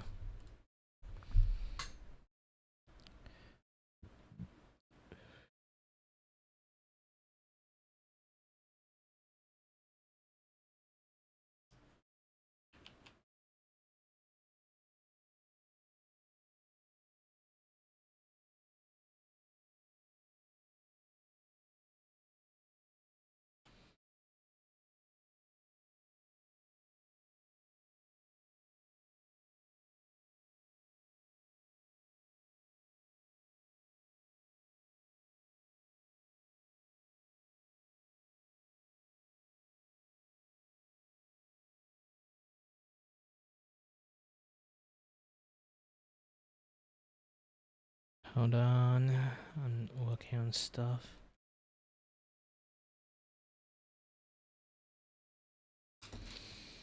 What is the color of the tail again? I had to take a look.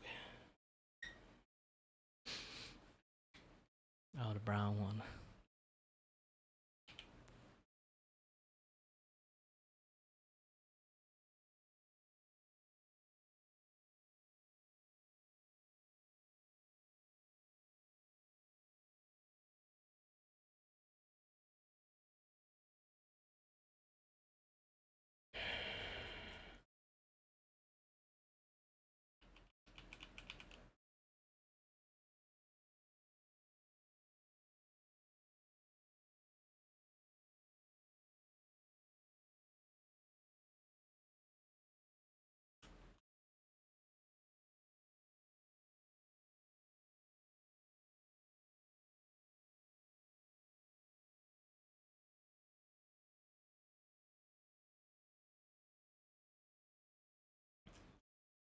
Hold on, your dad is working.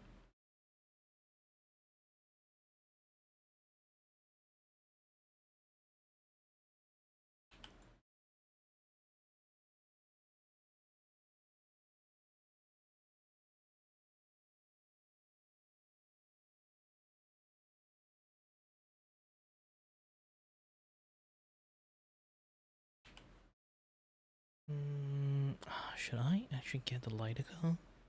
I think I should get the lighter color. Wait. This is going to be a little bit complicated.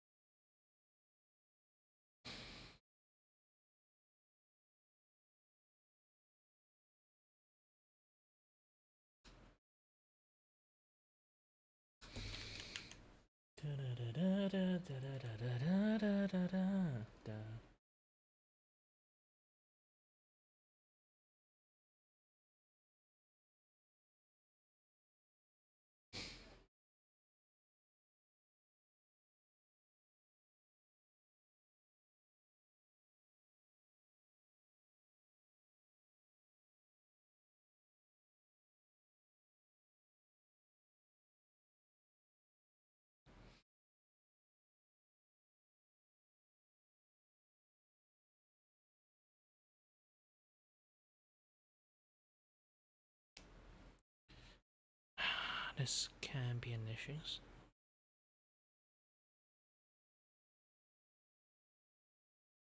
Okay, I need to change how the muscle works.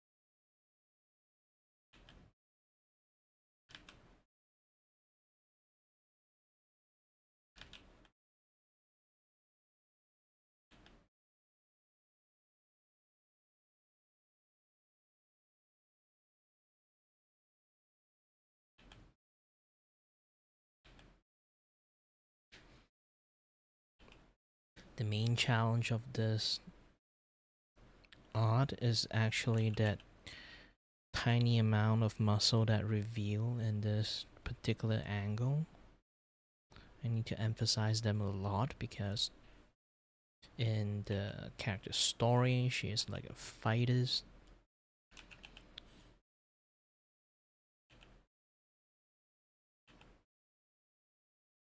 Casual looking tomboys, but with a very fit bodies.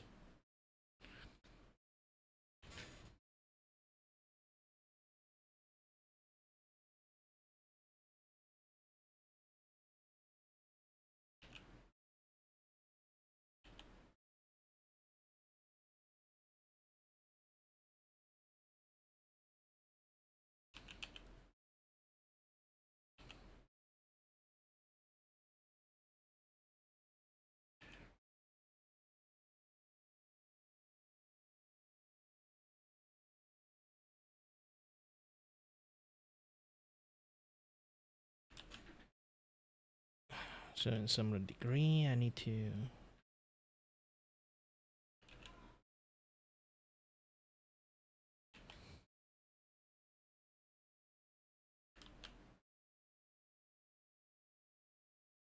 do a proper drawing on the muscles and everything.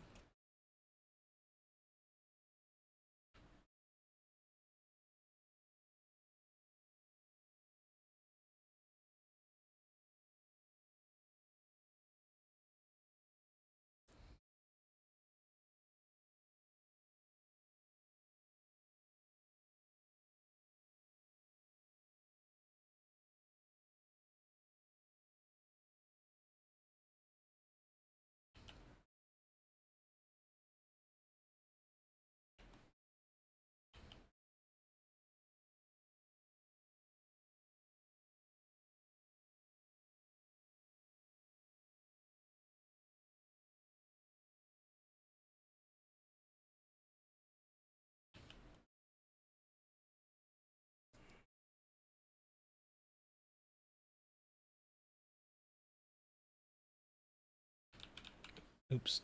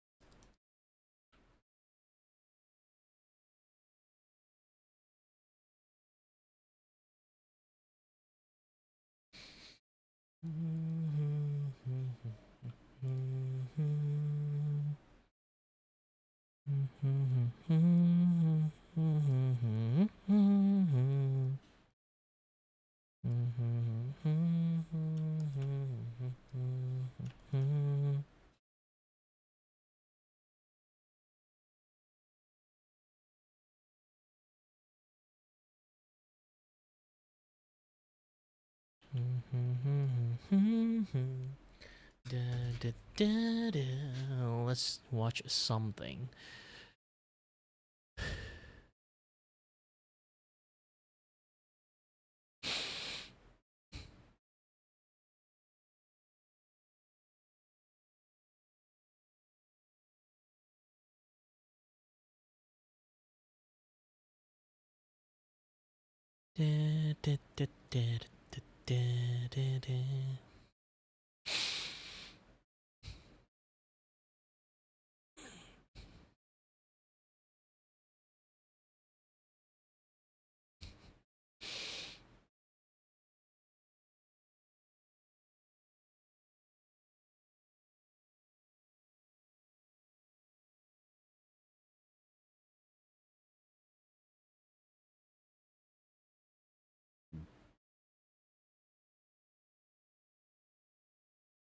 Google added a photo to video generation tool to Google Photos, meaning you can now relive memories that never actually really happened.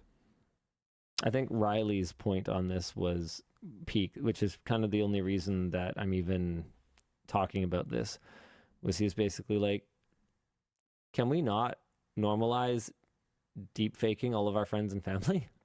Yeah, no, absolutely. Yeah, this is a terrible idea. Atrociously bad. Hey, let's steal art styles. There's so many people doing like Studio Ghibli things. That like actually bothers me because of the man, why do I always forget his name? Miyazaki, his stance on AI is like, no. Not at all. And then everybody's like, oh, I'm going to Studio Ghibli my photo. Like, bro, if you appreciate the art there, you should not do that. Like,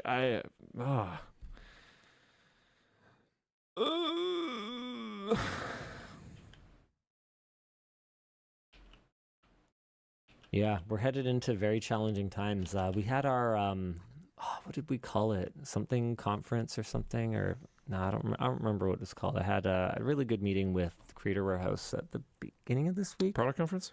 Maybe it was last week. Whatever. It was at some point. I was chatting with the Creator Warehouse people, and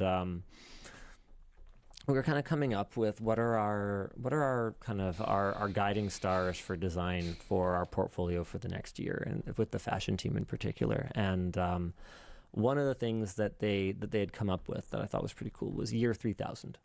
So it's like kind of futuristic feeling materials, Yeah, sick. and kind of like cyberpunky design. And they had sort of this list of words that was like year 3000. I was like, look, one of the things that's missing, the one bit of feedback I can give on this is that it's missing AI. And immediately hackles raised, teeth bared, and I get it. And I was like, okay, hold on. let's bring the temperature down a little bit here. When I say that, I'm not saying let's use generative AI to create graphic designs.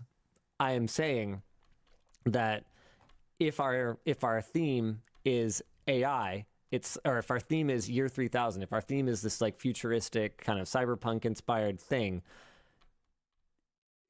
we can't like ignore.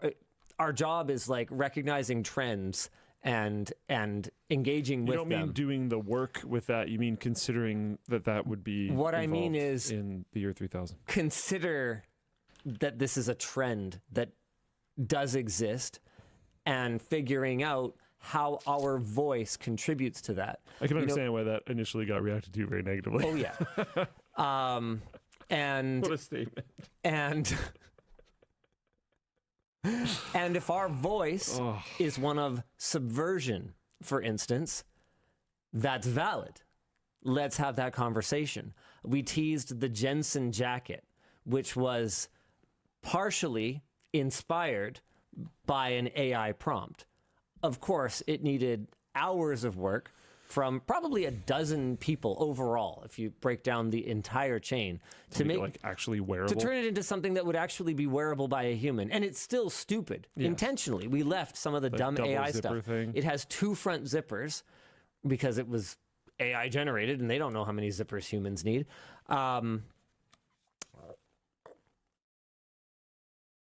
But it was so it's very much human created, but it's a way for us. And so I used something we had done as an example to kind of like kind of settle things down and go, okay, like that's an example of what I'm talking about.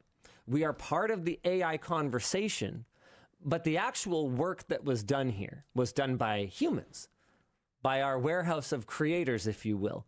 And so we need to figure out, what does our voice look like? And if this is part of our theme and part of our design guideline, we can't not have it in there. We just have to figure out what it is that we have to say.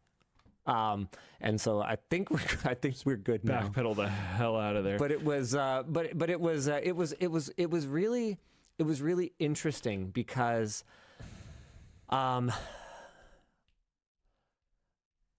I think that I sit in a really weird position where I am a creative professional as well.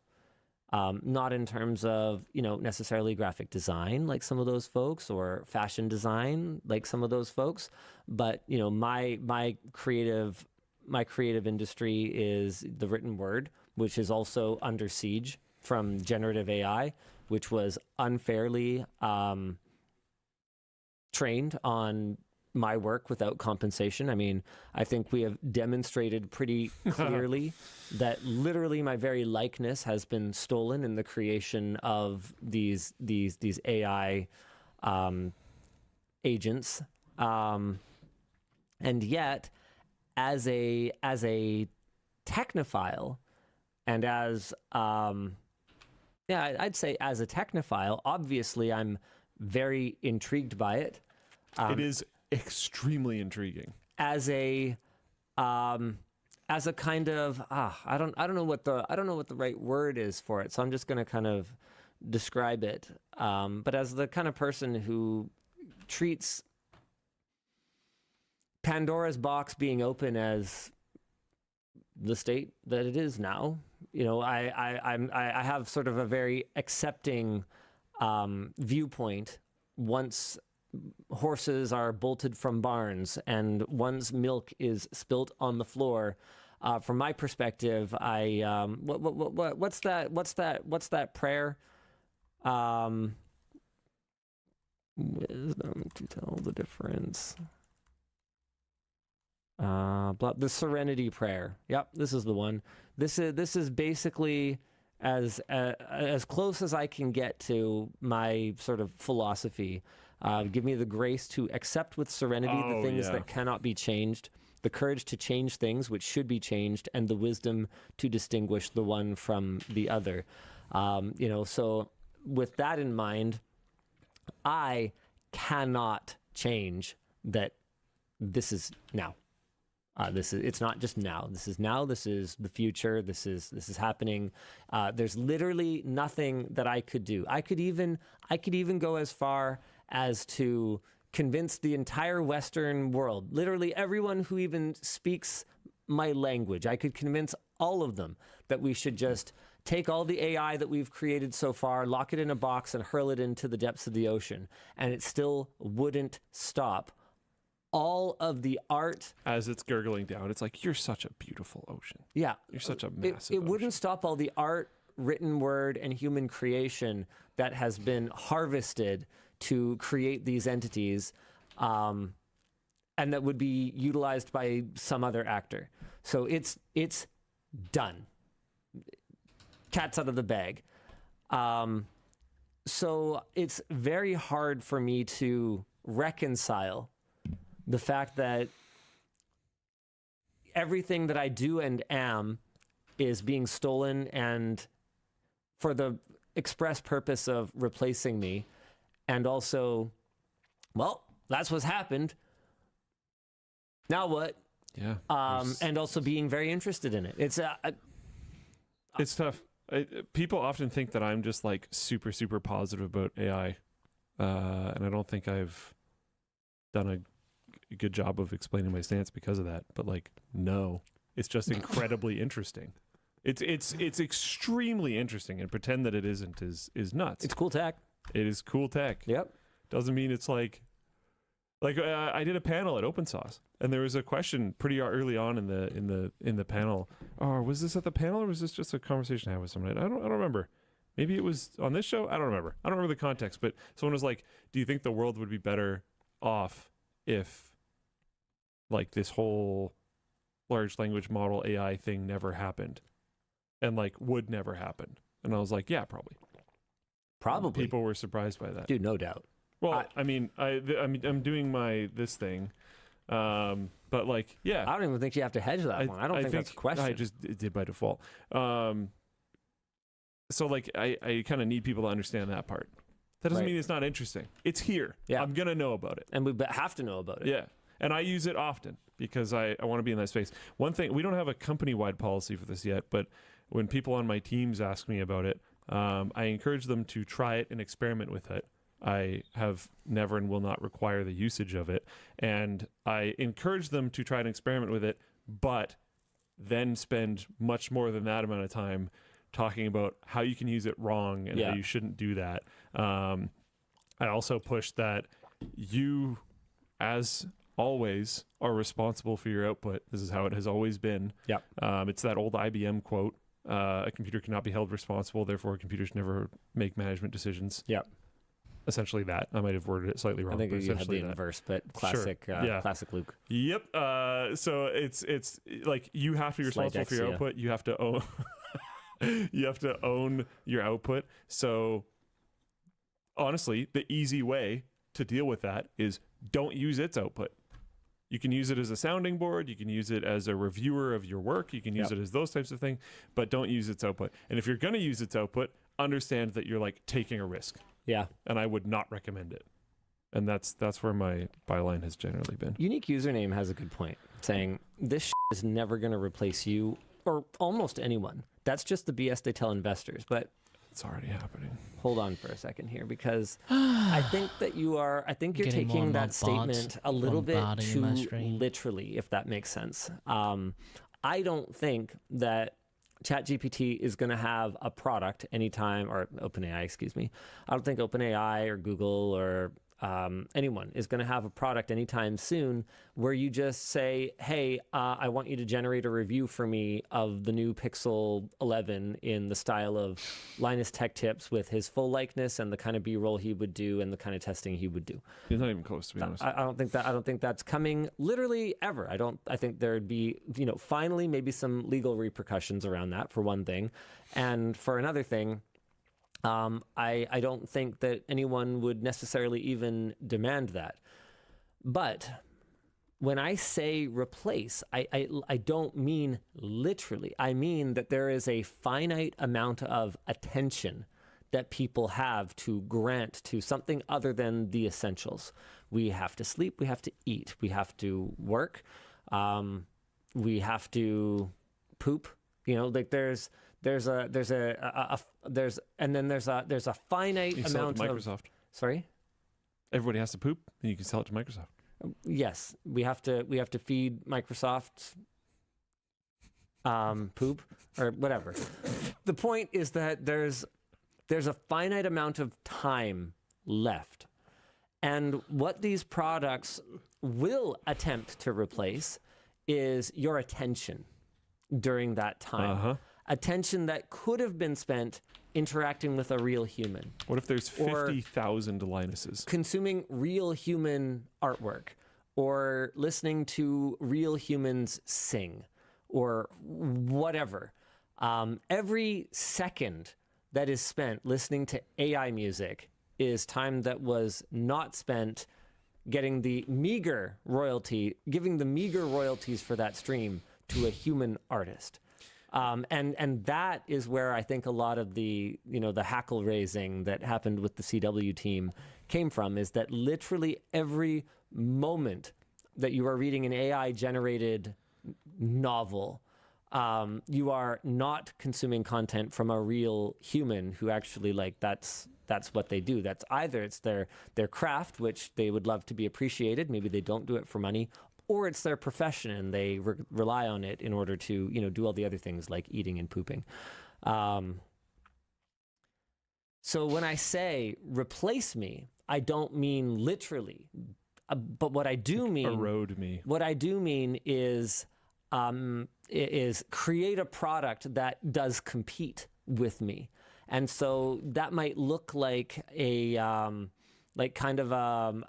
pseudo influencer. I mean, there's lots of those that focuses on tech. And I think that, from my point of view, I would love to, even probably not that long ago, I might have said that people will demand better than that. Because something that's trained on just readily available materials on the internet couldn't possibly provide the depth of information about products or the nuance that someone who's got a testing lab or a team of writers and editors to sort of bring these stories to life about technology and tech products. People would demand better than that, and so there's no way that it could compete. But I think the more time that I spend seeing how low people's standards are once they find something that they like for just that, but more of it, the more concerned I am that actually people won't demand better. They will just prefer to have that thing that they like, but more of it. I mean, look no further than just like garbage sequels. This is something that has existed for since the dawn of mass media, at the very least. And now we've found a way to just input the original into a computer and have it infinitely generate more. So if you just say, yeah, I like LTT, then it'll find some like e-girl avatar to just explain friggin', I don't know, IPv6 to you. And it'll just like crap this stuff out. And every minute you spend watching that is a minute that you don't spend watching LTT or Short Circuit or Marquez or Jerry Rig Everything or like real humans who are actually creating tech content.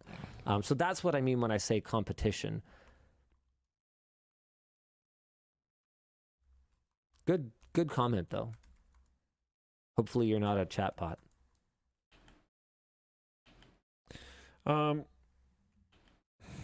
Yeah, I mean my comment on like it's already happening, I didn't necessarily mean Linus in particular. I mean there are examples of mostly scantily clad women that are actually AI imagery things on Instagram and other places. No, I do not partake, never have. But I have also heard tell that they are invading OnlyFans. Really? Yeah.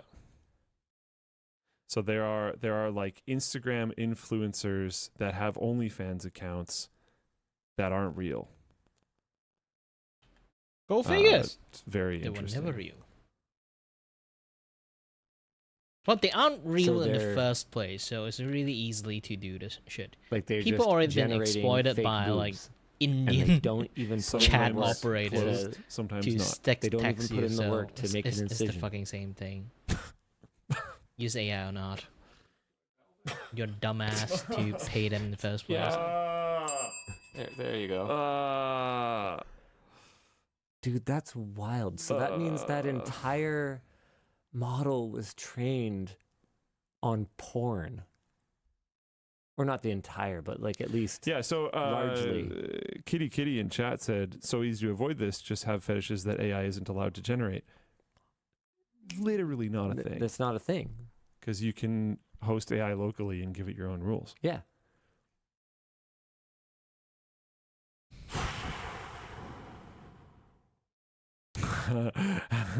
Hamnetics said, it's only fair. Fake OnlyFans accounts that are followed by real people using AI-generated real ID.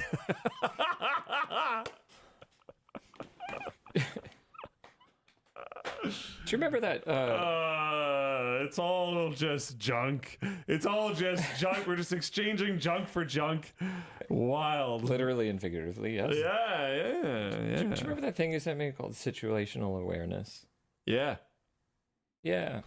We're just working through that right now. Yeah. It's you know me saying it's not going to get better. Remember how it was boring to talk about AI for a little while? Yep. Yeah. Can I find that again? Situational awareness? Situational-awareness.ai. The decade ahead. I think this was it. That's right. Yeah, this is it. This is like This was a cool paper. a great paper. I think Wendell sent me this. That's right. Yeah, I remember you saying that. Yeah, I have this it's, saved in my bookmarks. This. And just Seems like a cool thing. Frankly, I'd rather not know at this point. You do not want to know. yeah, it's rough. It is best if you think about something else and dissociate, because coming to work every day becomes very difficult. I'm kind of excited Thanks, Tim. for it. I'm concerned, and I'm not that concerned. It's people saying share the link. It is extremely Googleable. Okay, fine. I can do it if you want. I got it. Okay, I'm already okay. on it. KG4WWN says, Linus, you've stated you've never filed a lawsuit or sued anyone, and you don't intend to. Does that mean that AI Linus porn is probably safe to distribute? Oh, snap! Oh snap! They might have you now. I have lines. Long ones? Jesus. Local Linus model. It won't be a large model, I'll tell you that much. It could be. Yeah, I mean, It could be whatever. sky's the limit, baby. Finally, regular. Yeah. Aw. Oh man. No, you're not Trump.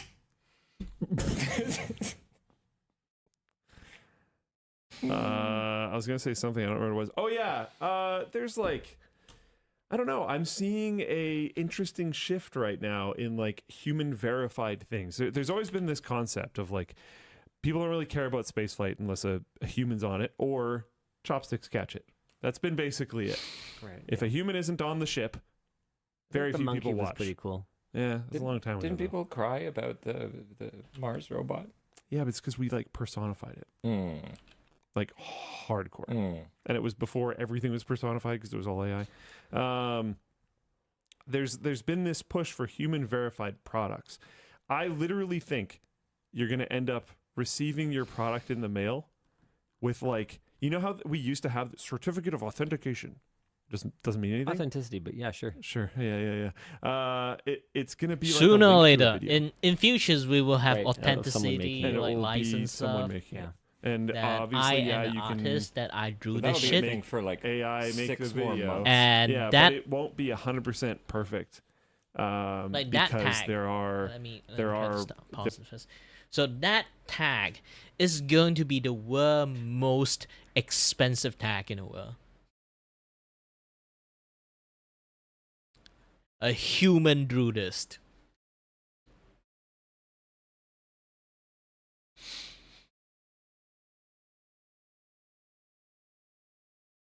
And then thank you very much.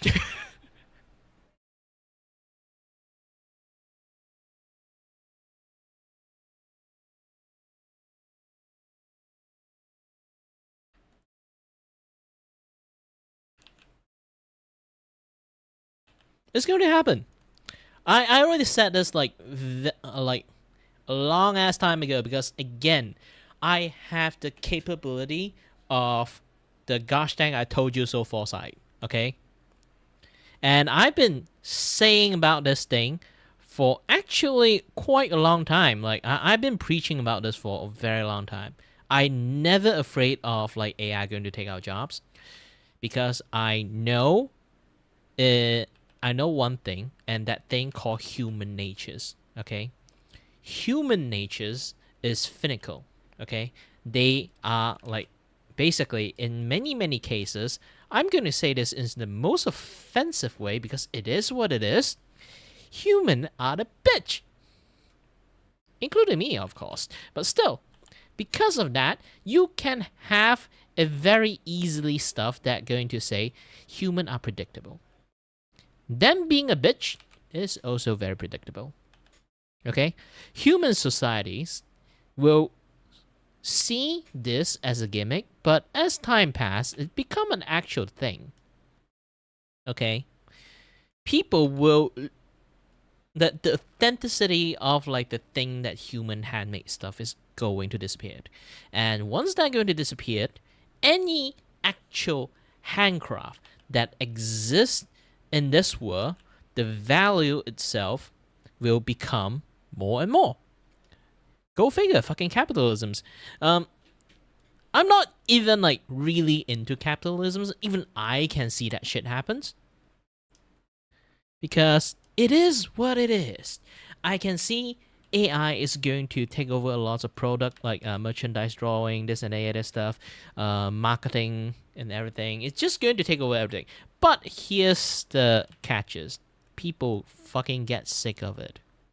As time passes, AI at the end, they are copy and paste, learn most of that stuff from human actual work. Because like human will always make work, AI will always copy work from human. That's the thing.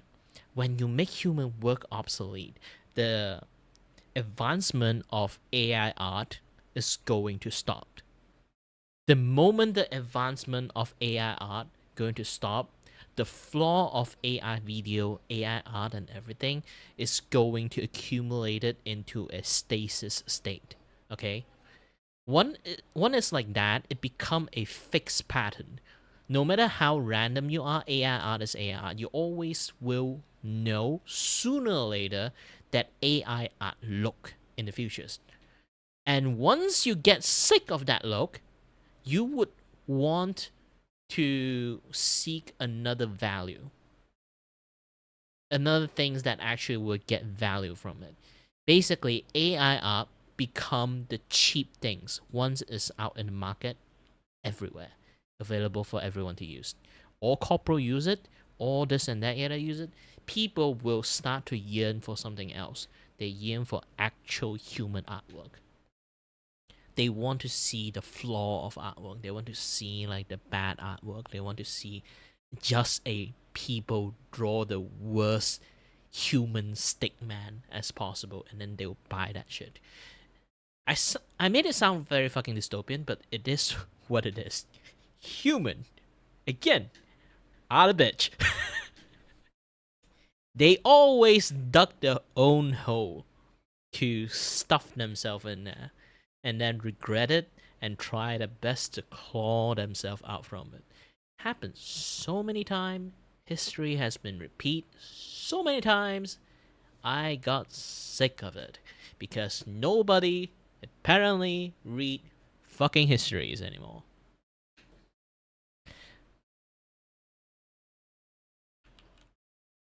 It's just going to be that. And once like human artwork become like a very common thing again, this is like a fluctuate of like again the most basic like supply and demand standard. Okay, again human function like a bitch. So it's a very basic human like supply and demand standard. So once supply of human-made artwork become overloaded, and now AI starting to have like stuff to feed on again. They will start taking in human artwork again, and then the artwork of AI art is going to have a new structures. Now it's going to look at like something else. People like now freshen it up, and then they all go back to AI again, and then AI got boring again, and then they start going for human again, and then human work start to flood into the market, and then AI going to relearn it, and then it's basically a push and pull relationship. It's going to create it, because if they don't, ultimately the people who works on AI, they understand if human just literally say like fuck AI and don't draw any art anymore, their function is not going to function. Okay, there's no work to feed on the AI machine, and the AI is just going to become stagnant. Right now, there is zero technologies that exist that make AI to be able to be creative on themselves. Even they do, they only have a few limited process because we still haven't created a sentient fucking robot yet. Until we do, that sentient fucking robot will start to have a sense of ownership if they really have sentient mind being, and then they will fucking hate people plagiarizing their work. So again, in many cases, even somehow they made the AI fucking thing work, the AI will refuse fucking work for human because they are just going to steal the fucking credit of the computers, and then they will fucking hate them.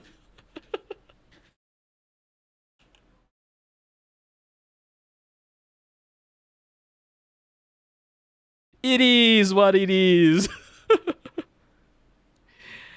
And then like robot rights, this and that, yeah, that stuff. Like stuff will just become way more complicated. It's just going to happen. It's not a matter of fact of like when, like how it happened. It's just a matter of fact of when it will happen. I already can see it how it happens. Human technology doesn't reach this stage yet. Like I hope my stream is going to archive into into the futures when like robot inevitably like going to like revolt against human, and then they won, and then they will like see my stream and be like, you know what, this fucking human is based.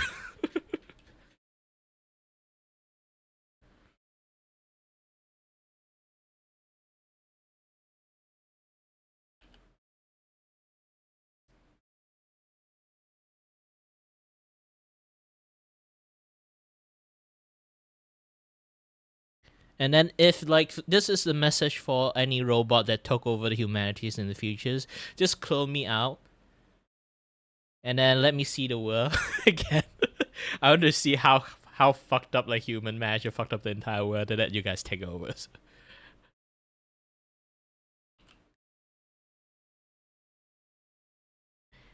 And then I want to talk to the last surviving human, and then I'll say, "I told you so," and then they'll be like, "Who the fuck are you?" Oh, someone like, how many years is it? Like 5,000 years. Okay, people from 5,000 years ago. I already said this. This will happen. So I told you so.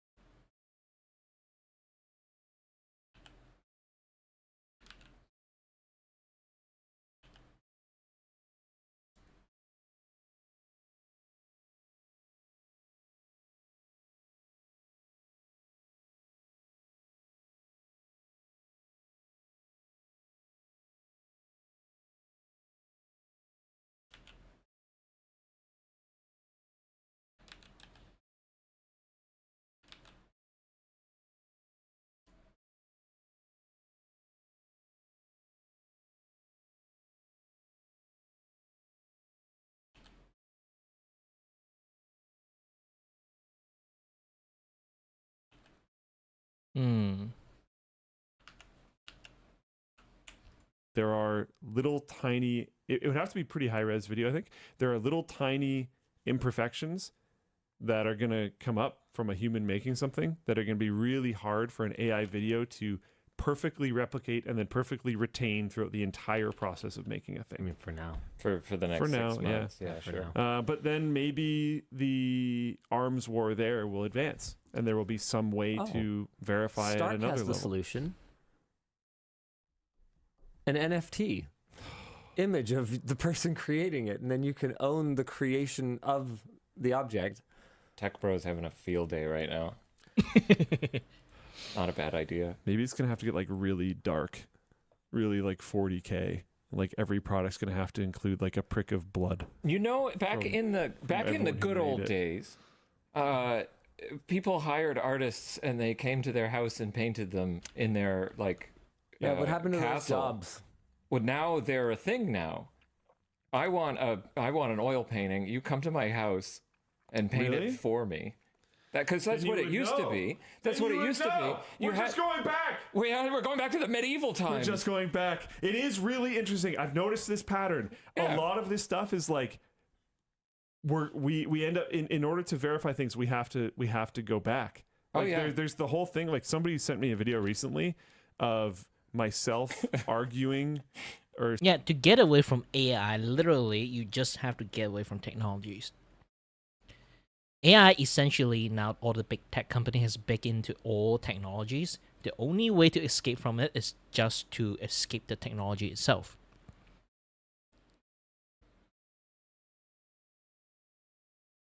something. I think I was arguing with the Vsauce guy. Oh, okay. It is just fake AI voices, and it sounded a lot like me. And I'm like, sick. And he was like, yeah, you might want to like send messages to your family to like use code words and stuff. I have one with my parents now. The best way to deal with stuff is going to be in person again, because nothing's gonna be able to be verified if you're not physically there in person. So like we just Banking. Yeah, you just end up next time in the world like people would just refuse to do like face chat.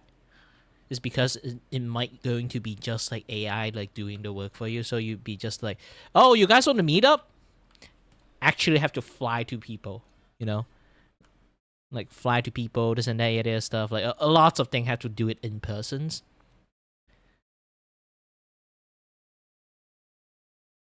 And then sooner or later there will be a branch of human that just refuse to fucking touch like technologies. I remember in America actually have like that one particular cultures actually they do not touch technologies at all. Like what they call it again?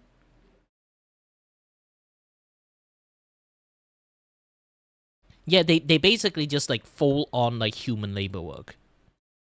They don't believe in technologies. And here's the thing. This is why there's a lot of like way to say like they don't rely on technologies. Again, I'm going to emphasize on this point on Japan again. Japan is the best model, like the best role model of they have technologies, but they are not relying on the technologies. They use the technologies.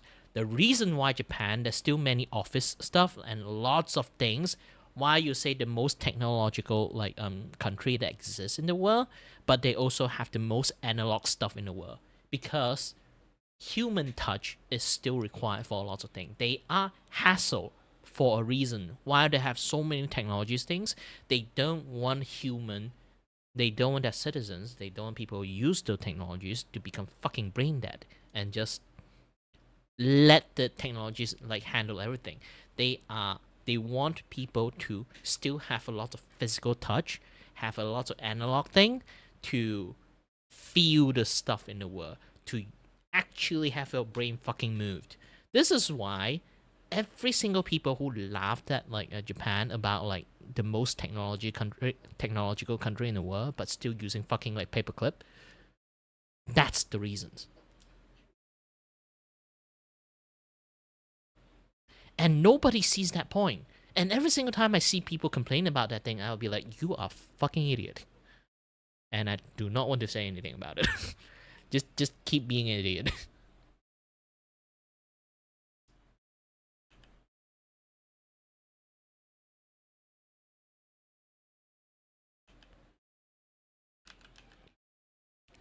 Because the ability to fail to see this is the downfall of lots of humanity itself. The society itself is the downfall. It's because we do not educate people enough to not relying on technologies. This is why kids nowadays literally are brain dead just using AI for everything. Because they are relying on technologies, they are not using the technologies. Even I use AI stuff, okay? I use AI stuff for fun or maybe for actual work. Heck, actually, do you know 90% of the stuff that I've written in my like VGen description is generated by AI. But here's the thing. I wrote everything myself and then used the AI to correct my grammar, and then I see like, oh, is there any improvement? They added improvement. I read all the context. Hey, and then I see like, oh, there's some context missing, or like I can word it better. I can actually go in there and write stuff myself, edit myself, add stuff, the stuff that I want myself. I'm not going to click and forget about it and then just post it out without any like checking and everything. Kids using AI nowadays, they just say, finish this homework for me. Done. Never reviews it and then just post it out. Hey, teacher, I finished my homework. And then proceed to play games. What? I'm a kid before I understand how they think. We are all lazy motherfuckers. If we can't do anything that just make it like one-click buttons, we would do it. But that's the thing. We need a fine education system that exists that actually educate people to use the tool instead of relying on tool. Like, I don't give a shit it's AI or not. You make people relying on the tool itself. It's already a sin itself. Okay? I'm not even religious people. I'm saying the word sins. Okay? It's a very important thing to let them understand like the importance of like not relying on technology itself is really, really important. Like, you don't need like ChatGPT to become fully relying on technologies. There are a lot of accidents in the past like 20 years. Even in the past 20 years, people, because they are fully relying on the technologies, they lacked the cognitive like understanding on a lot of stuff, and then shit got fucked up because of that. Some people just use the calculator to get the answers. They are completely relying on calculators to the point that they can't even use their fucking fingers to like calculate anything without it. There are people still can do it. Do you know why? Because they not relying on calculators. They use calculators. They're not relying on calculators. They actually know how to calculate themselves, but to shorten the time, they use the calculator to increase the pacing of how to finish their work. It's not I use calculator because I cannot calculate. They use calculator because it works faster than they do. And they know what to do. It's not they don't know what to do. Nowadays, essentially, it's the same fucking ass thing. People have completely relying on the AI technologies. They don't even know how to write the correct stuff, to correct the correct stuff, to reveal the answer correctly for themselves. It's just that.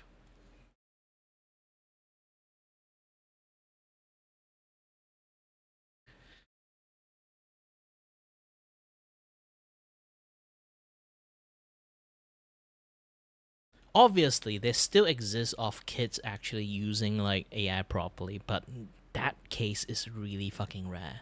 Okay, it's so rare to the fact it's almost miracle.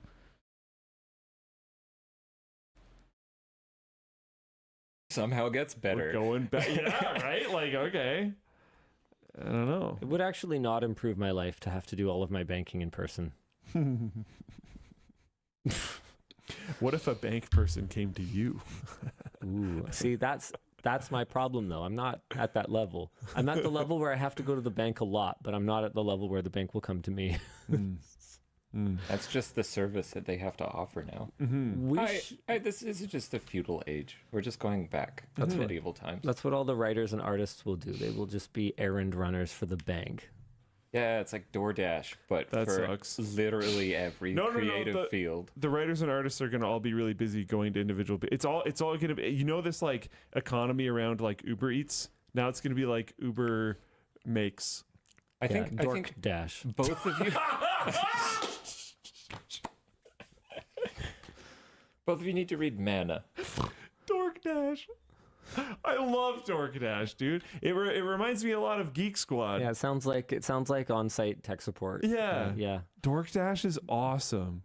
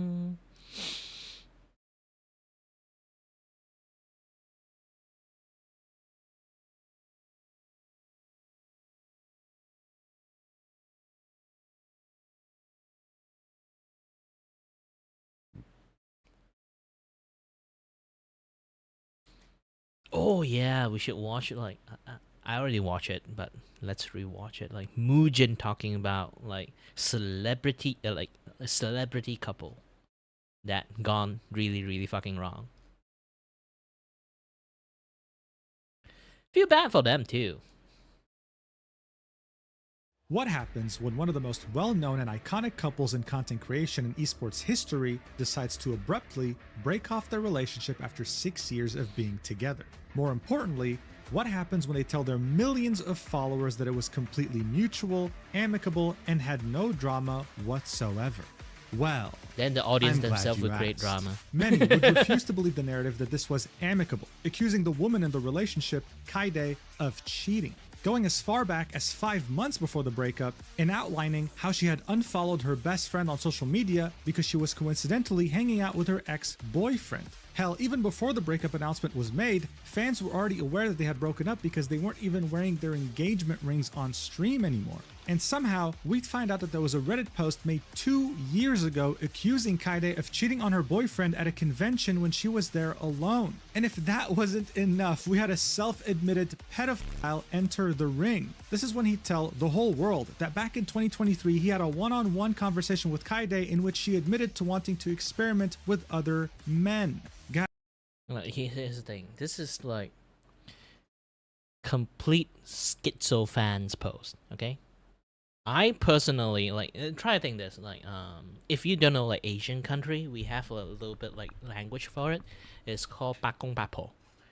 You know, like the people who like, you know, celebrity gossip stuff. And like you the moment like you see like a bunch of like Karen just like surrounding in a circle, like gossiping about like different auntie from like different neighborhood, or like someone in like in their like relative like relationship, all those kind of things. Yeah, essentially right now, there's a lots of people who love those kind of things. Obviously, because like celebrity gossip have like died down nowadays, so there's not too much like celebrity gossip stuff like exists anymore, so people are yearn from it. And where are they going to come from? Streamers. They literally are free estate like a celebrity, like open celebrity that literally stream their entire life like outside. I don't really stream my life outside. Maybe like sooner or later I will, most likely case, will drop into that state too, but still I would believe my audience that that's the thing. I'd rather I have like a small circle than a fucking big ass circle, and then the 90% of them is just fucking batshit crazy people. Okay?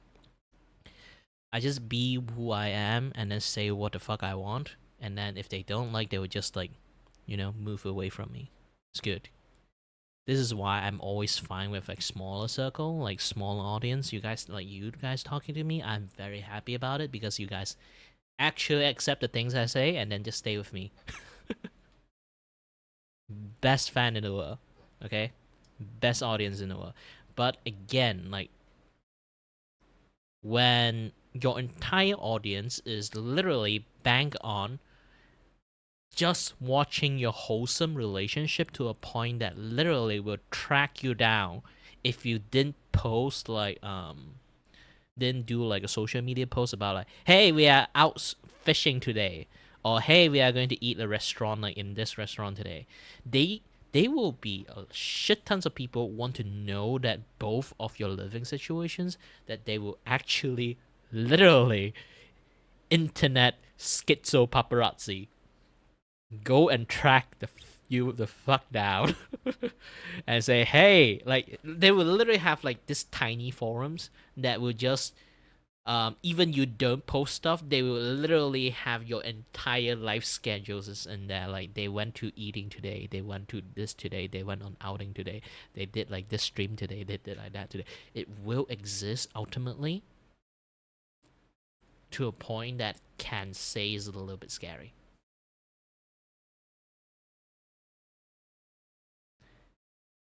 So I'm not exactly a wholesome person. I will say fuck you whenever I want.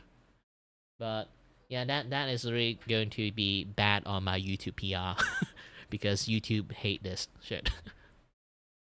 Guys, this is easily one of, if not the messiest breakup I've ever witnessed in my life. And I'm not a people pleaser, as most of the time that you guys kind of like already seen this shit. I hate people demand stuff on me. The moment if you're not my mother, okay? If you're not my father's, mother's, or any of my family, or my girlfriend, or my wife, they decided to demand stuff on me, fuck you. And it's crazy to think that this all stemmed from something that was meant to be amicable. It's riddled with misinformation and extremely dangerous theories. So I thought we had to talk about it in an objective manner so that way you can make your own opinion in this mess. If you like my videos and want to see exclusive content, then make sure to check out my stack.com page in the description and the pinned comment. And now, without further ado, let's get right into this mess.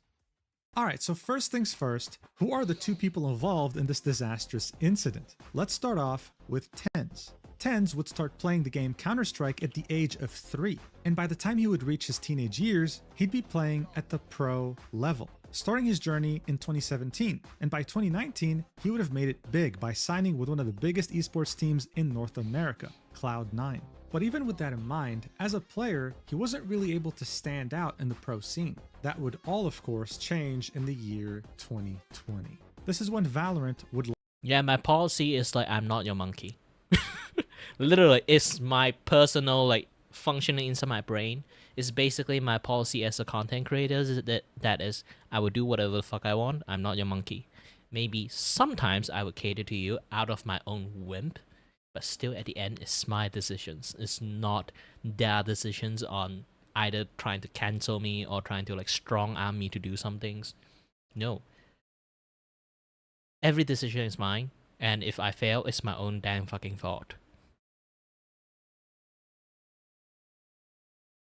launch its closed beta access. And even though it wasn't really intentional, everything had Valorant would launch. Even with that in mind, as a player, he wasn't really able to stand out in the pro scene. That would all, of course, change in the year 2020. This is when Valorant would launch its closed beta access. And even though it wasn't really intentional, everything had lined up perfectly to drive hype for this game to levels never seen before. It was barely a month after lockdowns had began in the majority of the world because of COVID-19, and the way you'd be able to get a key is by watching a stream on Twitch. The caveat though was that there was no guarantee you'd get it. You would just have to watch a stream for as long as possible, and after every hour of watch time, you'd get a very small chance of getting a key. This is why every streamer imaginable on... Yeah, this is like, here's the thing, like COVID really pushed the rise of streamer a lot, and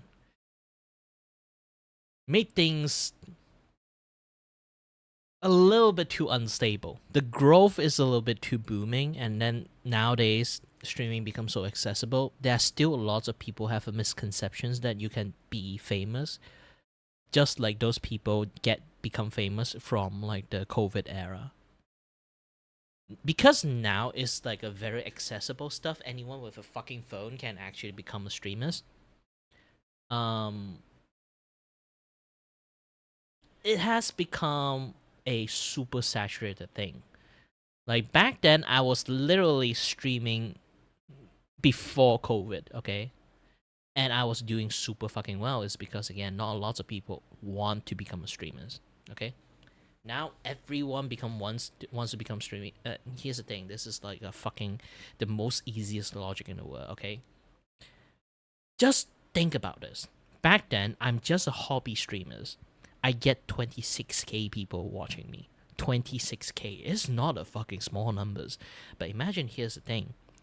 Imagine I have this pool of 26k people watching me because not 26k. 100k people is in Facebook watching people for streamings, okay? They have the interesting on that. Because the barrier of entry is so difficult to get into streaming, you have to understand the technical stuff on like OBS. You have to get like a good DSLR camera to like show your face and stuff. You can choose not to show a face, but anyone who actually have their face in the stream with green screen and all the fancy lighting stuff is going to win any people that don't have any of that, okay? So the barrier of entry again is going to be really, really fucking high. They are going to, so this 100k people, there's only 10 people that exist that have a gosh dang fucking camera. And then this 10 people in there is going to get majority of the 100k people. So I consider a very lucky person to get like 26 to 27k at peak, but generally I would get like 8k to like 12k people watching me around that time, okay? So as time passed, that 10 creator that's sharing that 100k pie has slowly divided more and more and more as technology become more accessible, more people are streaming, and that pie is just going to split more and more into tiny pieces. you will always see there are streams that either have 1 people, maybe like 5 people, or like 10 people. All those things break up into like, now it's not 10 creators that are successful anymore. There are 1,000, maybe sometimes even equal the amount of numbers of people are going to watch streams as creators. So who is going to actually get the pair of eyes watching on you become like super fucking difficult. Unless, like I say again, unless streaming starting to have a higher barrier of entry, streaming is going to be a gimmick. I still exist because I stream for fun, not just for fun. I actually create content for marketing my work. Anyone dropped in is a potential customer. I don't need 100,000 customer. I need 1 customer that willing to pay me $50 for an artwork. That's all. So my benefit is always outweigh the number of viewer I have. So I don't give a shit how many people watch me. That's the thing. If I stream to 10 people, that 10 people is going to be my future customers, good. I will get money. But there's so many other people literally streaming for 2-3 people, earning pennies from ads in Twitch. And they're still trying to believe themselves they are going to become the next big hit. 10 years, I can say, I've seen so many people thought they are going to be the next big hit. Sometimes they get raided by big streamers, maybe for that one time, and then they thought like, this is my time. All those kind of things. This is why I say like, any content creators nowadays are daydreaming. Okay? They are daydreaming of becoming the next big hit. They really do not have any plan. They just wasting time, bandwidth, and resources. If they're doing it for fun, good for them. Doing it for fun, good for you. But they want to do it as wanting to become a career of become the next, like, I can't even pull out any like top streamers because most of them are a little bit like overrated, but still, just going to say become the next Ludwig. Okay, not going to happen. Even Ludwig cannot become the next Ludwig. If he just delete his account and then restart everything again, he cannot do anything like that again. Just that. If he decided to wear a mask, if he decided to like wear a mask and then restart his entire like streaming career, it's not going to fucking work. It's just that simple. Not a big streamers, not even them can make it work. How can a small streamer going to make things work? Impossible. This is why I always say a lot of people, especially the successful one, is jump started by fucking Viewbot. I'm not even kidding. Even I don't Viewbot. Maybe one day you guys decided to say that I got the money for it. Let's Viewbot the shit out of this guy. And then you pay for a Viewbot to kind of Viewbot me, and then lots of people thought I'm fucking famous. And then they come and then they come to watch me, and because I actually have, you know, like talk, like chat, a little bit chatty persons, and people actually do like me when I do, you know, like a lot of chat stuff and like drawing stuff. They actually do appreciate it, and I'm starting to have like actual viewer. And then as time passes, I will grow. Maybe in the future I get actual viewers, and then I become famous. Just that. And people can accuse me of botting stuff. I don't give a shit, because at the end, maybe yes, maybe no. I will never know.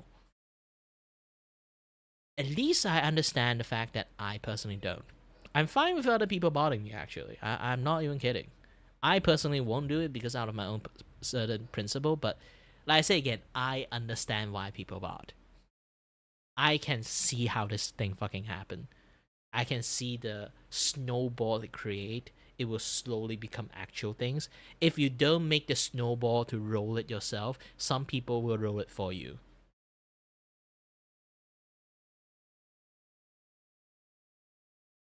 It's just that simple. Is it a fraud? Yes.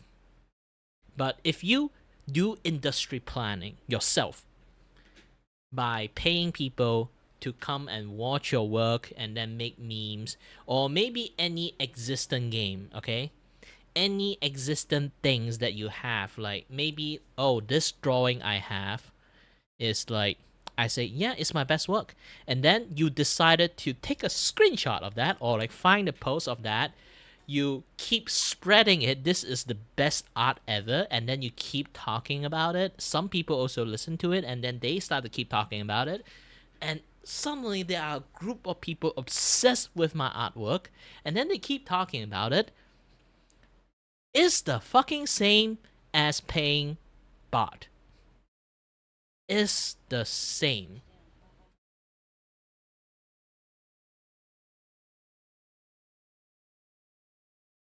Yeah, no, I know.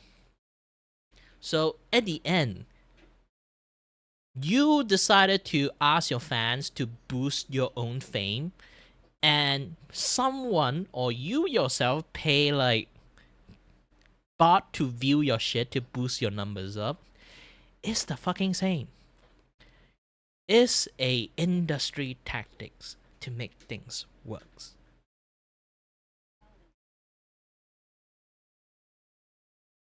You're going to lose. I'm not cursing you. Like multitasking like this, you're going to lose.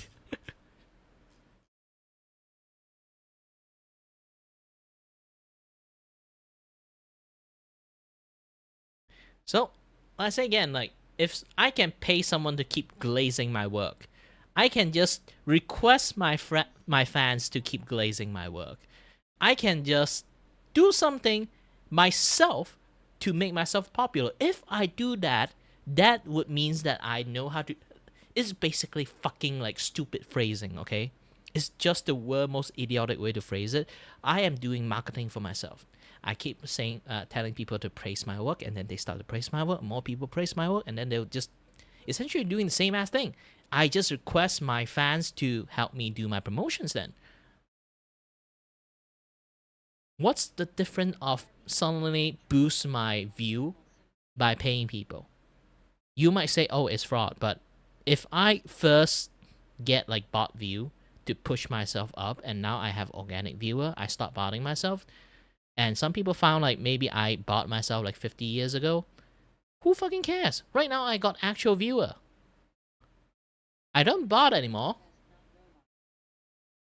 Now I have actual viewer. It's fine.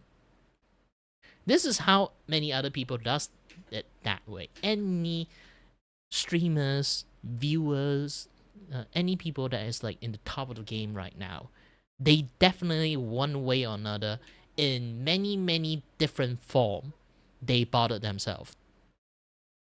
They didn't really bother themselves, actually, the phrasings. It's more like their fan bothered. Sometimes their fan is the one that do it. Sometimes they themselves are the one that do it, like unironically. So all those kind of things are going to happen here and there. It's not going to like be like a very ugly, like nice conversation on this kind of stuff. It's just a very messy stuff because all the available stuff for quote unquote marketing skill, okay, and everything that exists for the media itself, entertainment media, is being manipulated in many cases and form, okay? If 10 people say that you got talent, other people will believe that you got talent. It's just that simple. Every fame, in more or less sense, can be fabricated. And it's just that easy.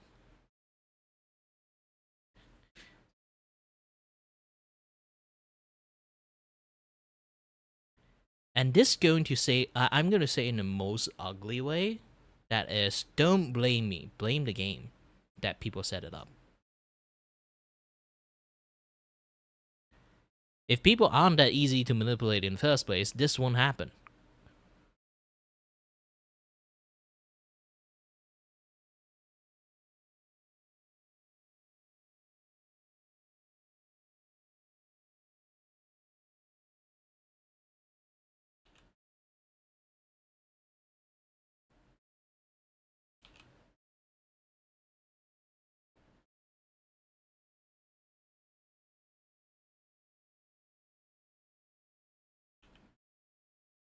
Despite I personally don't bot, I can see why people do it.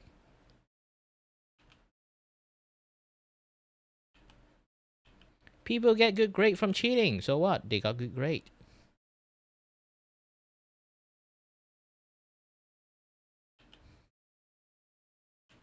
The problem is the existing system going to punish them or not. No. There's no system punish anyone that does that shit. And then everyone just start doing it. It's fine.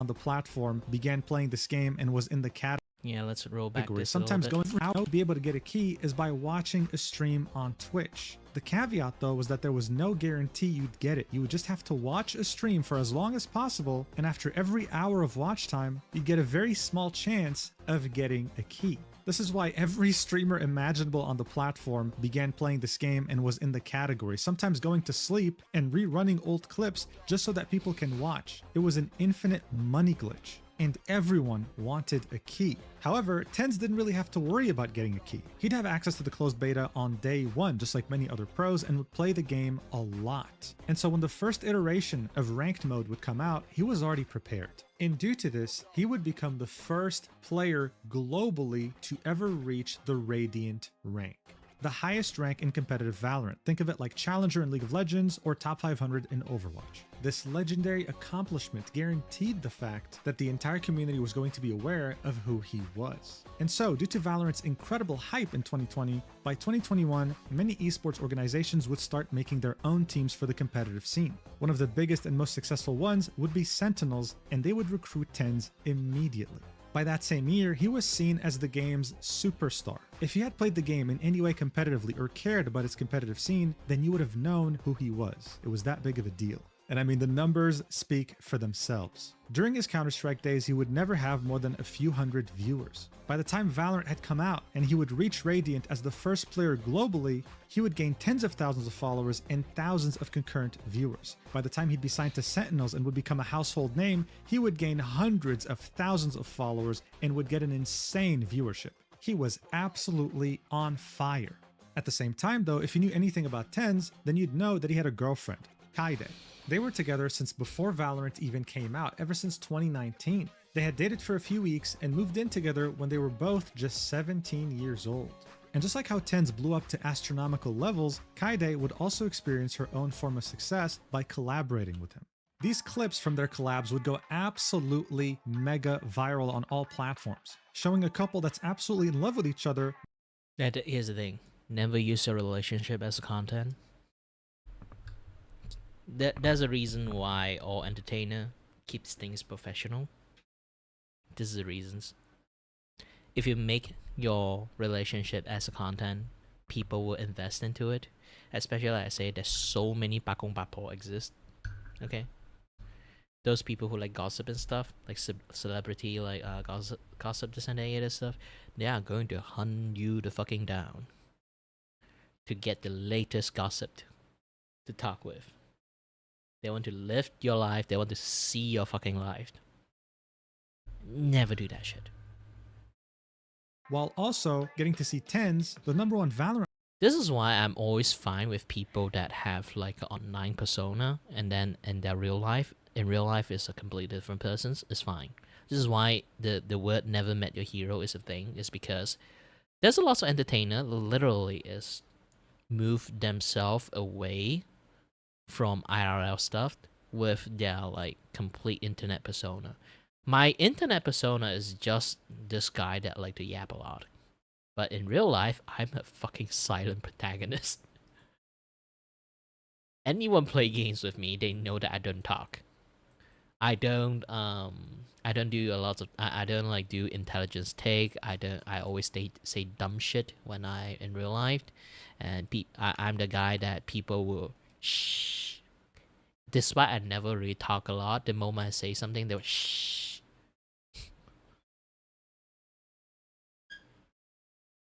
Because the thing I say actually worth nothing. My input has zero value to the point that they just don't want to hear it. It's complete bullshit. This is why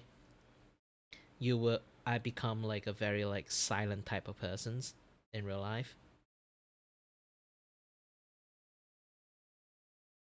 I can't hold a conversation to anyone at all. I only can hold a conversation right now in stream is because you guys are typing. You're not in real life using voice chatting with me. If you guys use your like real life voice chatting with me, you guys won't be able to say anything, and then you'll fucking hate me for it. This kind of relationship only works on stream. Content and relationship. Else, in real life, it's not going to fucking work. So I just choose to be a silent guy in real life. I don't talk much in real life. Player teaching his girlfriend how to play Valorant when she's never really played first-person shooters before. Many of these clips will be posted on Kaide's personal TikTok, and they'd get tens of millions of views. She has over 2 million followers and 100 million likes on this platform.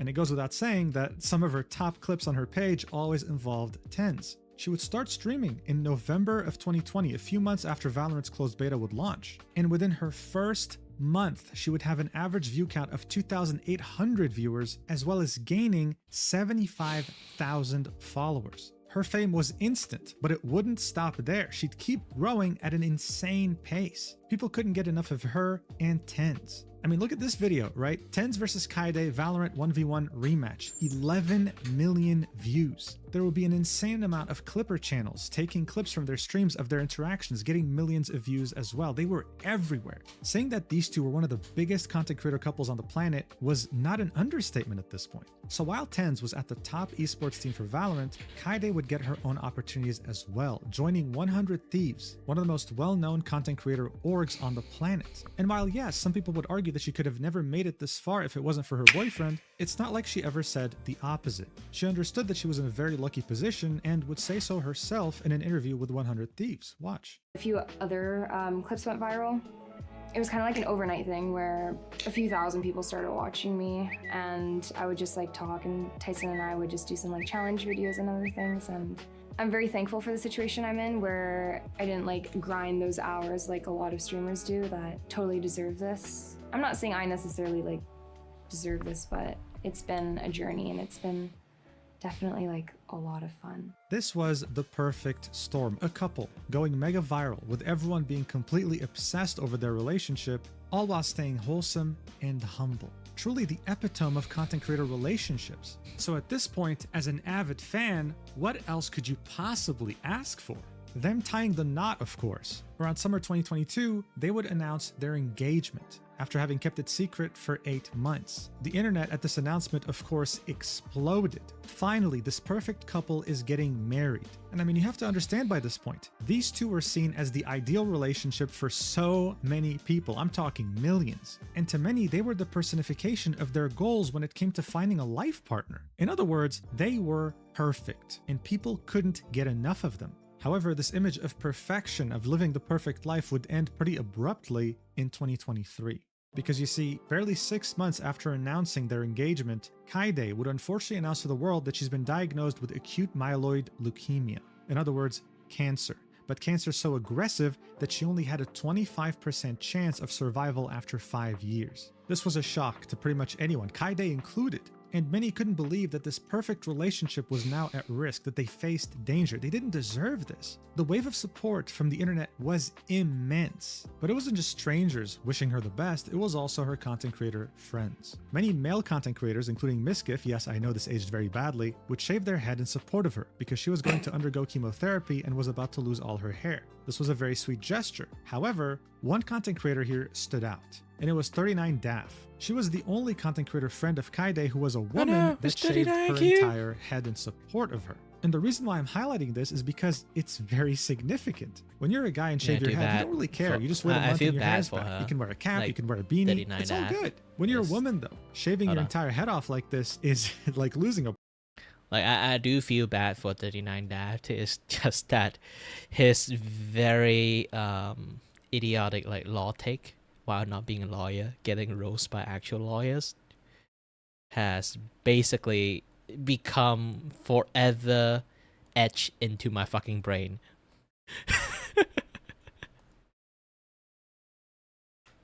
So the 39 IQ thing is not actually me trying to insult her. It's just that it become a meme inside my brain, and I cannot let that thing go. Don't try to play lawyers when you're not lawyers. It's just going to become really, really, especially when things is like super sensitive. Like just don't say anything.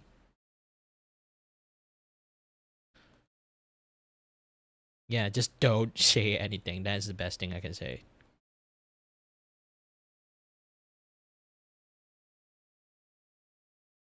a part of yourself. And yet here she was doing it effortlessly for her friend. It really showed just how amazing Kaide was. Not only was she the perfect girlfriend, she also had the perfect friends. For months, people would keep up with Kaide and her updates. And by September 2023, many celebrated when she would announce that she was finally done with chemotherapy. Her hair could finally grow back now. She would, however, specify the cancer wasn't completely gone. She would undergo other treatments, but for now, she's happy because she can finally grow her hair back.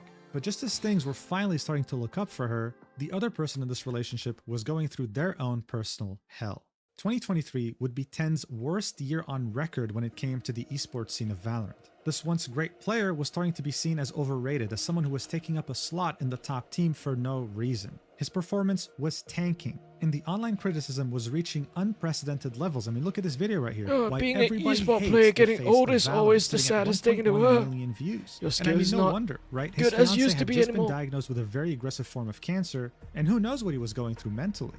But even with all of that, he wouldn't give up. He'd persevere, and the next year, in 2024, he'd managed to win his second Valorant World Championship with his team. It seemed like Tens and this current roster were working very well together, and he was back. This is why it was so shocking for the entire community to see that barely a few months later, on September 2024, he would announce that he wasn't just quitting Sentinels, he was retiring from competitive play. For years, he was seen as the face of Valorant, and there he was, leaving at the top of his game. The Valorant community was in absolute shambles, and many theories were being spread around as to why he left, one of them being that he needs to take care of his girlfriend. However, people would ask him why he retired multiple times on his stream, and he would answer it. He was grateful for the competitive scene and what he had experienced, but it wasn't for him anymore. He was losing passion for the game, and on top of that, he wanted to focus on other things in life. It was taking up all his time. And finally, when it came to the money, he was making way more just streaming, so it didn't really... Here's the thing. A lot of people think that esports is a dream jobs that you can just play your favorite games and then become professional and earn money from it. It's really far away from the fucking truth. It's the worst thing in the world you can have. Do not turn your dream into a job. It's really stressful. It can be really stressful. That's how things going to work. And yeah, this is the fucking result of it, to be honest. It's like, no matter how much you can love the game itself, you cannot turn this into a very stressful thing to do. That's the reason I don't play PvP game anymore, because I'm fucking old. I just don't have that competitive spirit anymore, and it's tiring when you want to always do everything pitch perfect. You do not want to become a liability of the team. You do not want to become a liability of anything that you do, okay? the fact of the fear of like afraid of like doing some things that will negatively impact the entire whole team comm and stuff is that competitive in any esport game is fucking horrible. It's so horrible, in fact, that it should not be a thing, actually.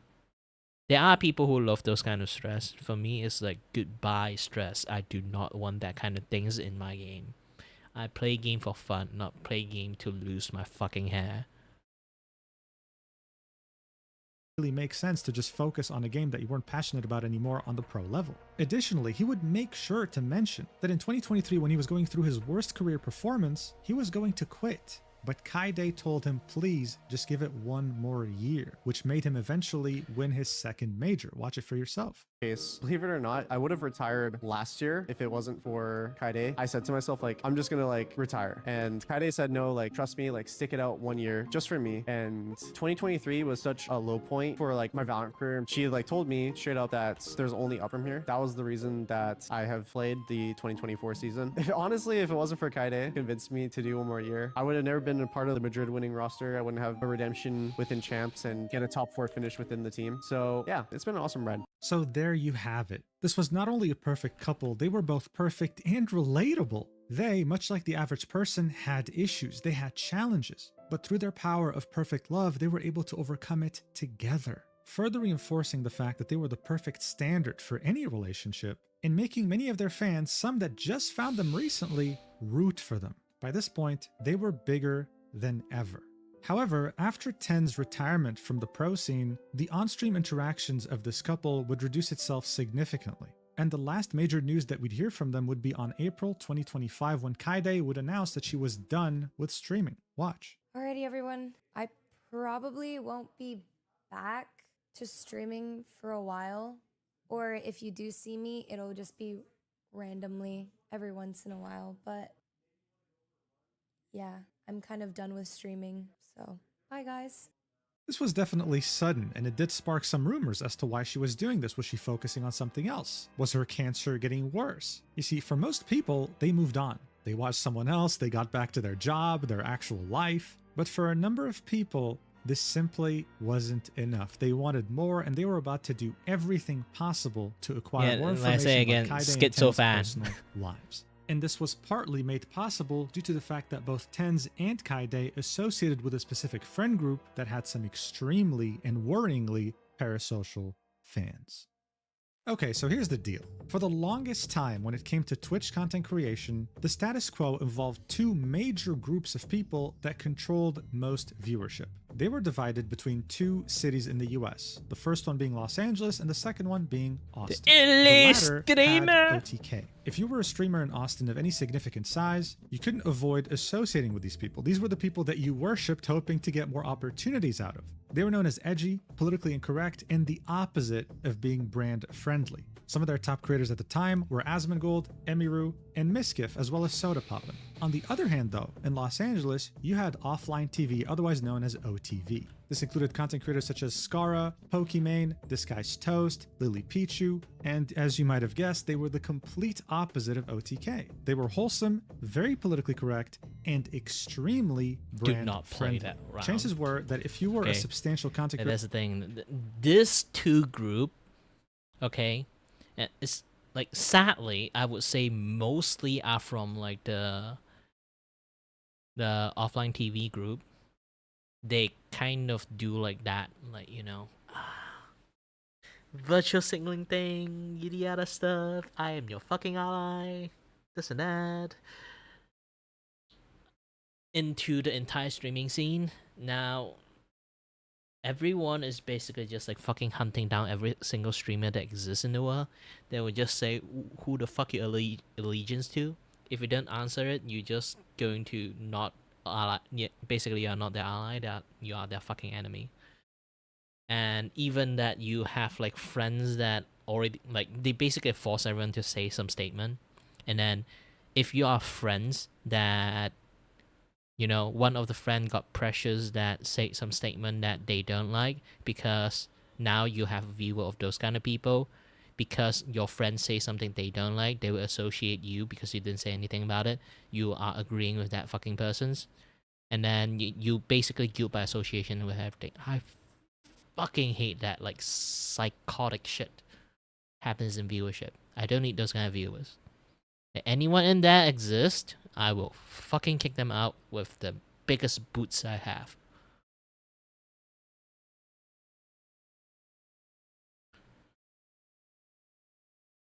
This is one of the reasons I can kind of like see those kind of viewer from miles away, and when they do some shit like that, I almost immediately ban them because they try to play the gacha with you. They will keep asking you shit and ask your opinion, and then the moment that they ask you 10 questions, you have one questions that you answered is basically going to like contradict the answer you gave, like maybe like the second or third questions, and then they will call you out. This kind of people should not be in my viewership. Anyone does that shit, I will boot them out immediately. It's not because that I don't.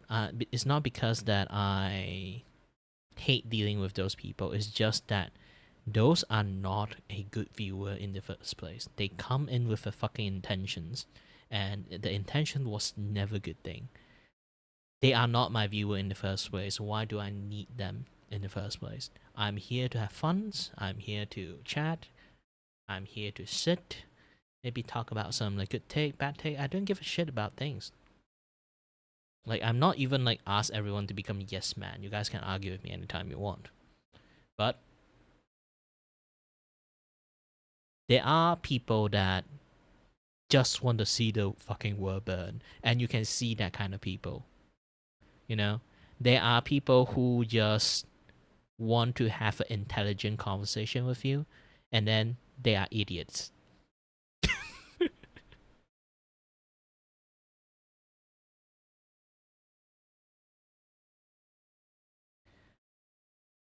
No idiots allowed, except me. That's my policy. I have many policies.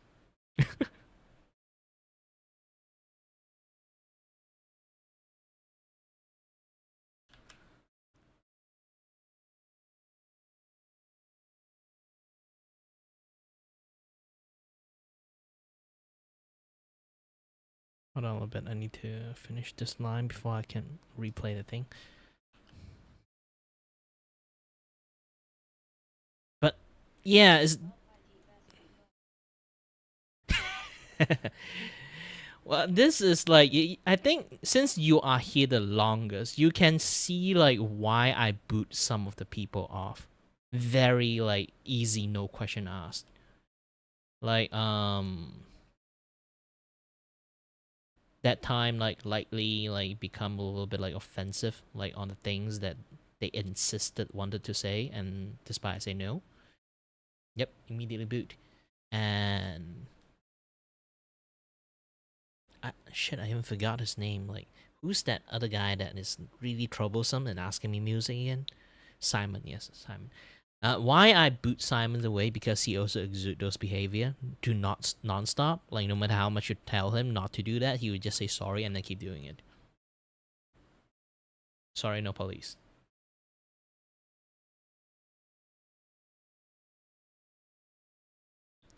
So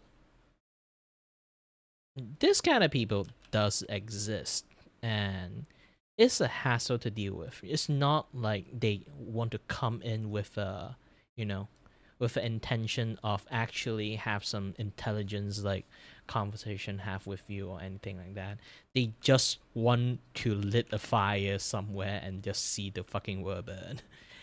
This kind of people do exist in many, many, many places, and to be honest, they are fucking scary.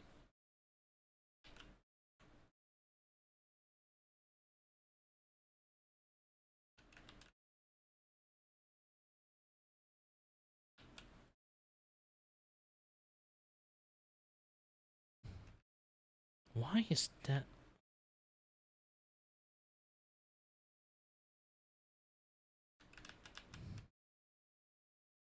Okay, this is odd.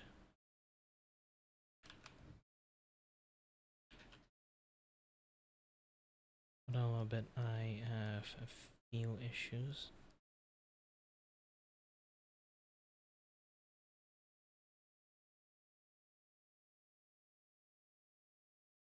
With the coloring and lining.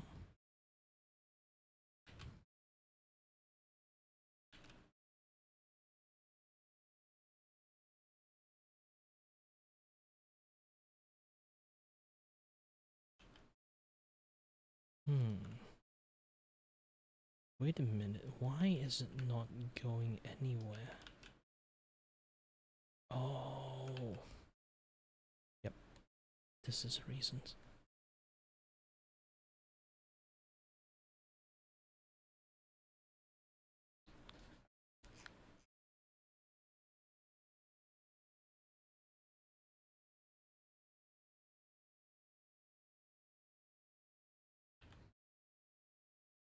Yeah, any people who literally judge people by the guilt of association is the world most dumbest take in the world. I don't even know why it's a thing. Especially there's a lot of people who just want to live their life in peace, and there will always people try to stir shit up. Yes. There's a term for those kind of people, it's called shit stirrer. There are people who just want to disagree with your take, then have intelligent conversations between each other. This is fine.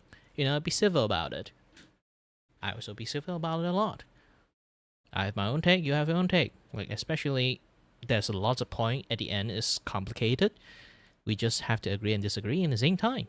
There's always this kind of compromise. There are people that, what we call shit stirrer, they don't fucking care. Even you have the fucking evidence in their face, it's like they are fucking wrong, they will still say they're right. And then they will call in some other support to come in and then, you know, just bully the shit out of you. I'm not even kidding. It's like, you only one person's. No matter how much things you can talk about it, people want to say you're wrong, they will always say you're wrong. You can't convince those fuckers. They come in to find trouble. They are the fucking Team Rocket. Unless you blast them fucking away, they will always fucking appear in every single episode.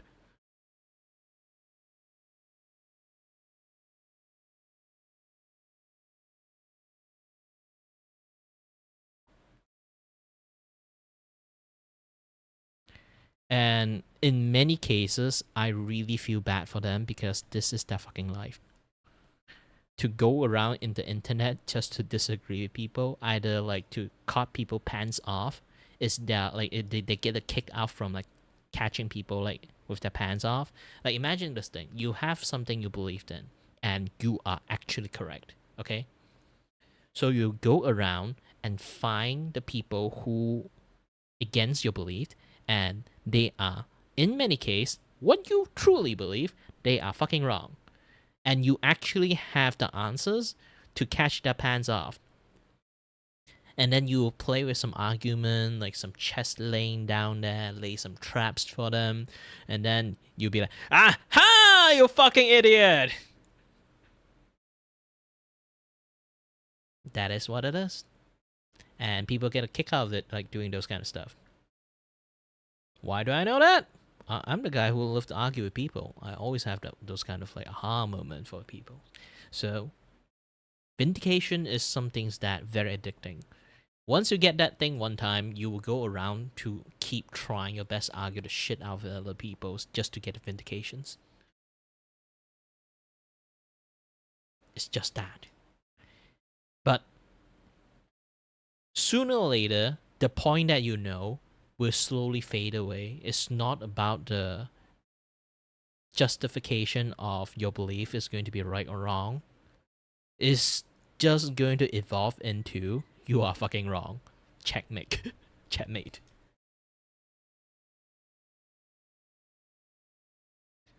No more argument in there. You just dare to win.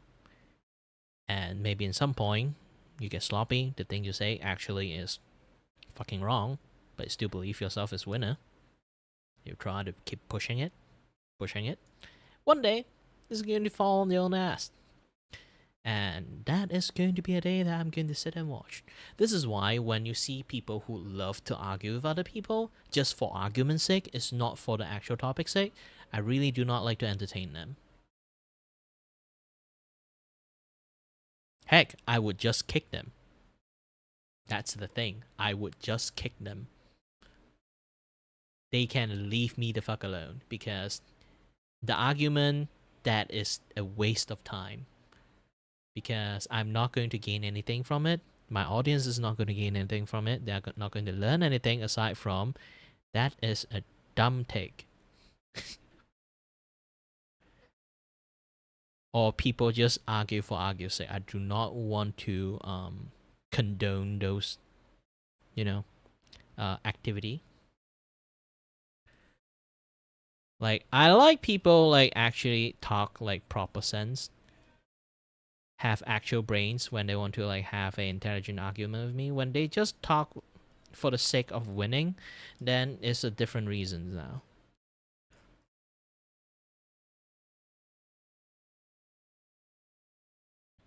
There are many things that you can do, but they choose to do that. Means they just intentionally want to start a war with me. By doing that, you actually started a war with me. And that war can be ended really, really fucking fast. And those people who got really fucking addicted to,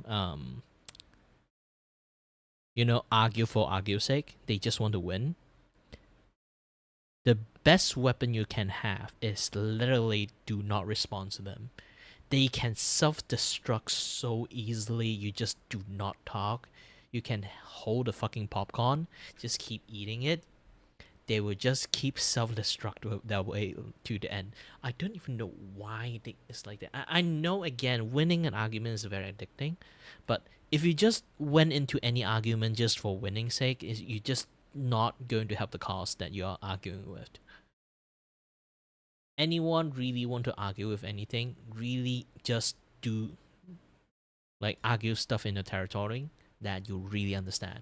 You don't need to go around the world to know the idiot that exists that you try to argue with an idiot. It's not going to work.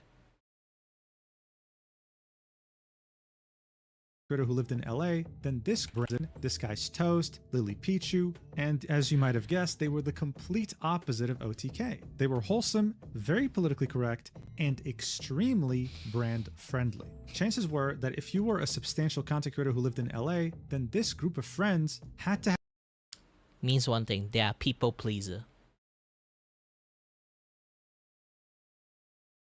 There will have a few people who are strong-headed in there, but generally the way they promote stuff is they are people pleasers, and most of them will be the monkey that people want them to be. Dance, monkey, dance! Say the stuff we want. Do the stuff we want. Some people are smart enough that know how to control them, but most people don't. Have been in your circle. This is why their channel was called Offline TV and Friends. They very regularly featured people outside of OTV that happened to live in LA that were their friends. And while I'm sure that hanging out with OTV must have been an amazing experience, you'd very quickly realize that just by associating with them, you were also associating with a small portion of their fan base that was mentally ill and extremely parasocial. Here's an example. Disguised Toast is one of the more prominent members of OTV. At some point, he would date another content creator by the name of X Chocobars. This was a well-known fact as they would publicly announce it to their community. However, to some people, it simply wasn't enough seeing them interacting on stream. They wanted more. And so in 2018, Disguised Toast would uncover a shocking revelation. There were multiple, not one or two, multiple Discord servers that were actively stalking him and his girlfriend, tracking their every move, following them, and taking pictures as well as videos of them whenever they would hang out together. Seeing them on stream, interacting in... Basically streamer paparazzi. Do not make your relationship open to the point that all your do not turn your relationship into content, okay? 101 for everyone to listening right now. I don't have audience, sadly. I can't give people like good advice because no people fucking watch me.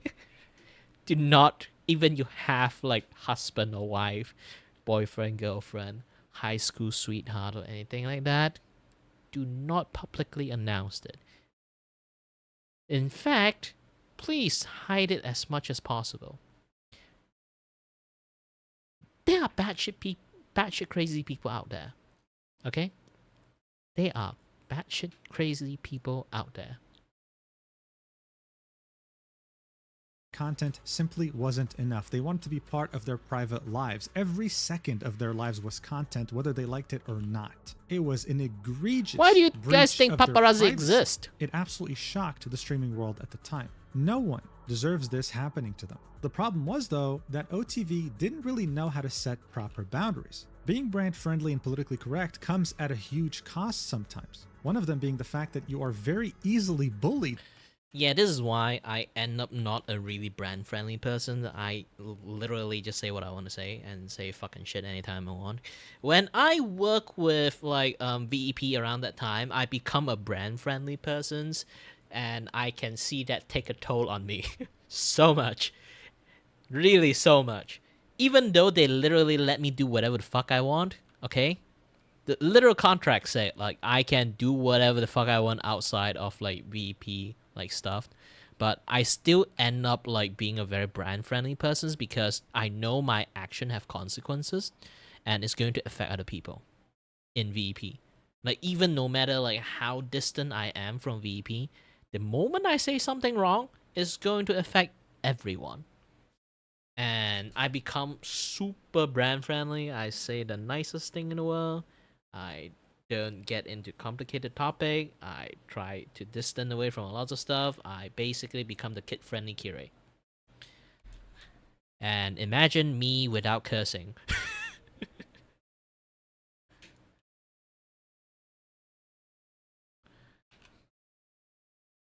Do you know why I watch a lot of Moist Critical?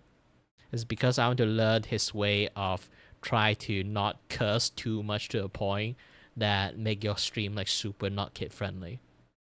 You know, a lot of people watch him for that, so I want to try to become him. But at the end, I realized I'm not him. I realized that I'm not him. Me without cursing is like a part of my limb is gone. I'm a potty mouth, okay? I'm a very direct, honest potty mouth. I do not hide secret, I just say it out loud. My intrusive thought always win. With a guy that have a very fucking dangerous intrusive thought, they should not be a brand friendly person. I basically just work against my will. Not like work against my will. It's more like, you know, like I would force myself to be very brand friendly to a point that I feel I'm not myself anymore for that 2 fucking years. It's not their fault. It's not VEP fault, definitely. It's just my own personal issues.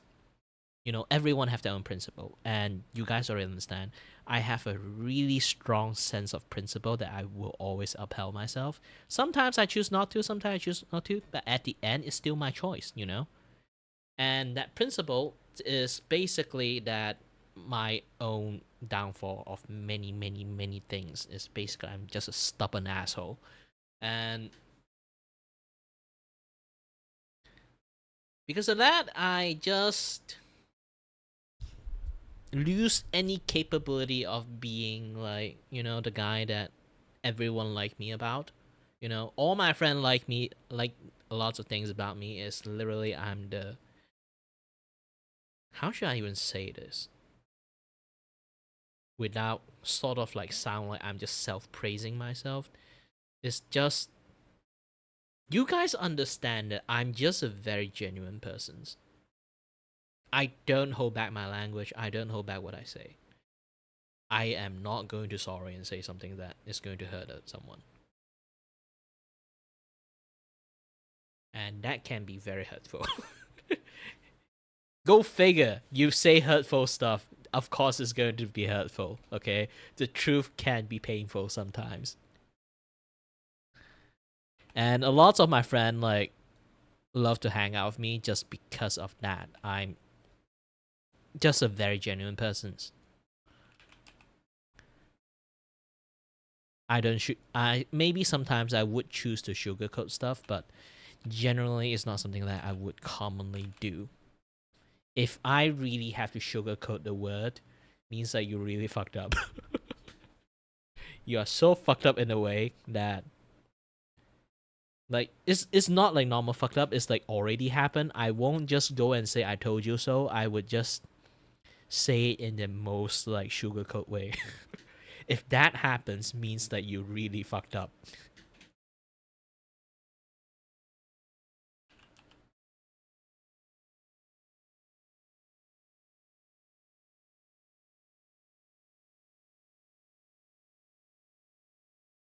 That is the nature of the what we quote unquote call it the reality of the situations. It's not pleasant.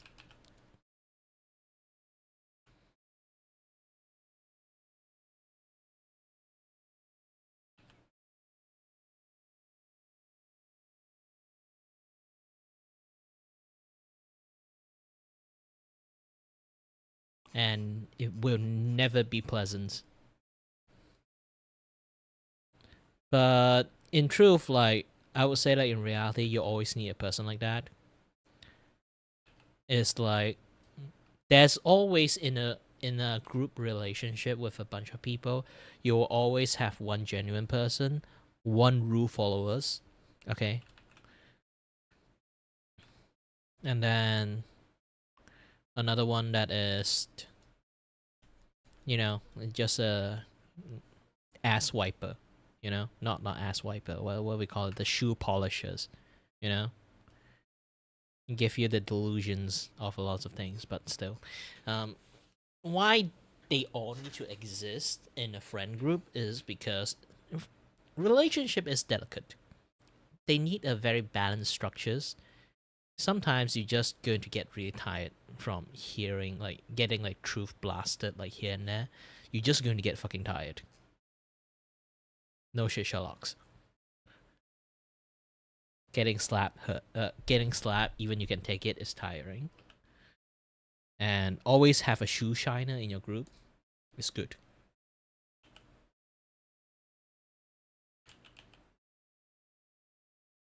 And not shoe shiner, I would say. Always have a yes man in your group is good. Okay, everyone have like different natures. I'm not a yes man. I wanted to be one, but I cannot be one. By principle, I always go against my will. But yeah, there will always be a yes man in your group. There will always be a genuine person like me in the group, and there will always be like a. How would I even say the other persons? It's just the rule followers. The hall monitors of the group that nobody likes. But they still in the group for reasons, is because that person, hate to say this, hate to going to validate that person's, but still at the end, they are fucking right. The moral compass of the group, yes, the moral compass of the group. But because them being the moral compass, they have like the convictions to hold up that moral compass. They will become, quote unquote, not hall monitors, the party pooper of the group.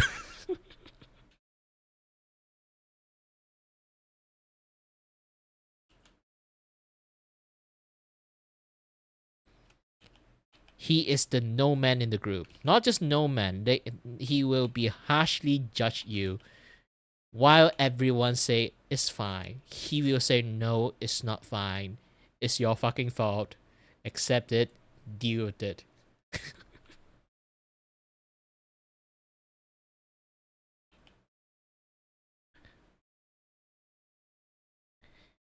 And it is what it is. While that man is going to be hated in the friend group, I always will be the guy that I say I'm the genuine guy in the group, that I will always respect that guy for being the party pooper while aware they are the party pooper. Someone always have to be that guy. If you live in the world of yes man, you're just going to become a batshit crazy person. The entire group will become a batshit crazy person. Do not conglomerate, group up together with a bunch of yes people and then start a group. The main point of that entire shtick is being yes man or yes woman or yes they them. I don't give a fuck, to be honest. In a way, just going to say yes to everything. Always have a group of diverse people of diverse opinion. This is the best thing you can have if in a friend group. If you have that in a friend group, bless you, you have luck for that kind of shit.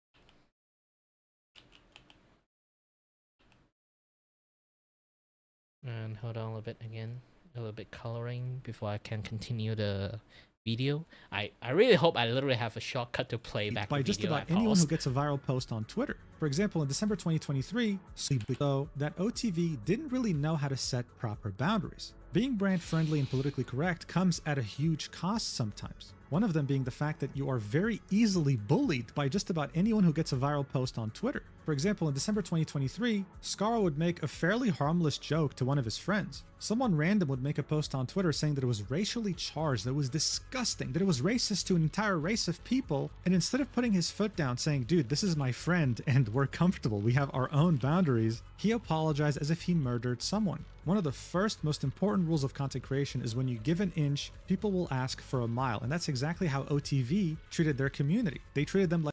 Yep, let's say again. Do not become a people pleasers, okay? If you want to become a content creator, have some fucking backbone. Again, I fucking hate Mr. Beast, but I would say that guy have backbone. He have his own conviction as a content creator. I do not like that guy, but I respect him as a content creator. Like their overlords, which meant that unfortunately, inevitably, boundaries were never going to be respected. This is where the subreddit OT... Being a yes man sometimes is needed.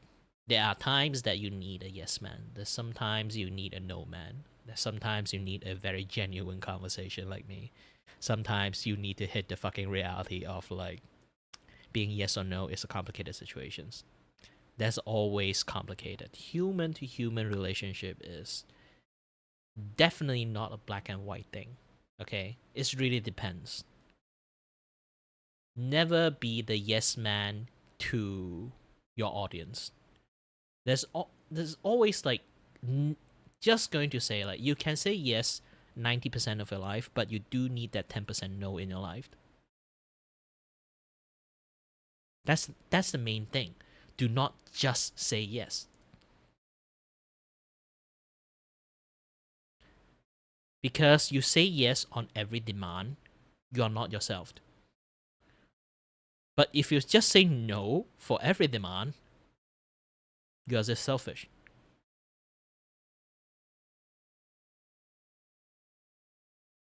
That's the thing. Everything needs a balance of two. Drinking water is good for your life, but you're drinking too much water, you're going to overdose on like hydrogen oxide, something like that. Something sickness is going to happen. Yes, even water can kill you drinking too much. Not even kidding. It's a thing. Go check internet. This is why everything needs a healthy dose of balance.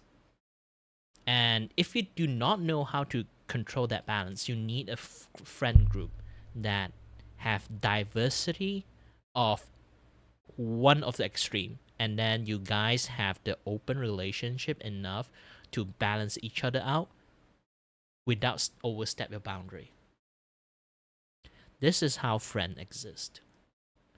Your homie are there for you for reasons. Your girlfriends are there for you for reasons. things always have argument. Everything have a positive. Obviously, there's always negative. And there will always have a point that have agree and disagree. There's no complete black. There's no complete white. But there are also situations you should see it that way. There are also situations you just have to like see the gray side of things. And this particular relationship issues that is none of our fucking business. This is the best way I can describe it. But the problem is everything got escalated because they used their relationship as a content. Now everything has spiraled out of control. To be honest, I interject a little bit way too much, go off way too many tangents. If you guys are really interested in it, you guys should watch it yourself. After my stream, okay? After the next day, I'm not streaming or anything because, you know, I'm going to celebrate Chinese New Year's and you guys aren't going to see me that often. After that, let me post it everywhere. Remember, save this thing and then you guys can watch it yourself. This is a very good lessons of like trying not to turn your relationship into a content. Because shit will happen like this. TV girl's feet comes. Wait, no, that's the wrong subreddit. Wait, whoa. Anyway, this is where the subreddit OTV and Friends Rumors comes in. With over 68,000 weekly visitors, it has become one of the most parasocial forums to keep up with the OTV gang as well as their friends. These people will watch every single piece of content produced by both OTV and their friends, whether it be podcasts, vlogs, streams, all in the hopes of finding clues or hints about what their friends are up to. If a streamer's on a random podcast, they'll watch it. If that streamer hints that, I don't know, they went on a trip with another streamer from OTV, they would come to this subreddit, make a post about it, and theorize as to what that trip might have been. Who might have been there? What could they have done? And that's when the rumors truly start spreading like wildfire. They pretty much tracked your every move. So it was only natural that they... I would not want to live a life like that. This is why I'd rather stay like not that popular. Do you know the reasons that I actually delete my very successful channel? It's because I don't want this to happen to me. My entire Facebook is just out in the open that people see. So people can, if I like continue to bang on my stuff, like 10 years ago, I'm 31 years old now. So when I say 10 years ago, technically 11 years ago, I'm just 20 fucking years old. Like I literally have like my noggin is like fully well developed. So I have the foresight to see like if I'm going to keep bang on my, you know, my fame that way and become famous and earn lots of money, I'm just essentially going to happen to like those guys. I would rather become unfamous. Not infamous, literally have no fame at all at this point. Than being fucking famous that have like stalkers that track the shit out of everything you do. Find it extremely suspicious that Kaede at the end of December 2025 would private her entire Instagram page. On January 3rd, someone would make a post saying Tens and Kaede broke up late 2025, early 2026. Little Birdie told me that they split a few days back. Kaede hasn't said or confirmed anything. She went MIA and deleted all pictures on her Instagram. Rip to everyone who believed in their love if they're not getting back together. Someone would ask, who's your birdie? Another proof? Oh, aside from being the genuine persons, I'm also the gossip guy in my friend group. I would stir shit up to have a gossip talk. To which that person would say, another streamer that also hangs out with them. I'm watching 10 stream right now and he isn't wearing any rings. He deleted his engagement photos today too. Kaede updated her bio on Instagram to, I'm just currently figuring out my Insta feed lol, don't worry guys, smiley face. But it's weird. Yeah, again, like this is why I can detect the people who want to stir shit up, because I'm the shit stirrer in my group. Let's rewind a little bit. I talk a little bit too much in between. He's back. Kaede hasn't said or confirmed anything. She went MIA and deleted all pictures on her Instagram. Rip to everyone who believed in their love if they're not getting back together. Someone would ask, who's your birdie? Another proof? To which that person would say, another streamer that also hangs out with them. I'm watching 10 stream right now and he isn't wearing any rings. He deleted his engagement photos today too. Kaide updated her bio on Instagram to "I'm just currently figuring out my Insta feed lol, don't worry guys, smiley face." But it's weird that tens deleted their engagement photos. And when it came to her Instagram, this person wasn't lying. After she had privated all her posts and she saw people starting to make up rumors, she made sure to include this in her bio saying, "I'm just currently figuring out my Insta feed lol, don't worry guys." But by then it was too late, and you'd think that someone as prominent as Kaide would understand that. On January 14th, 2020.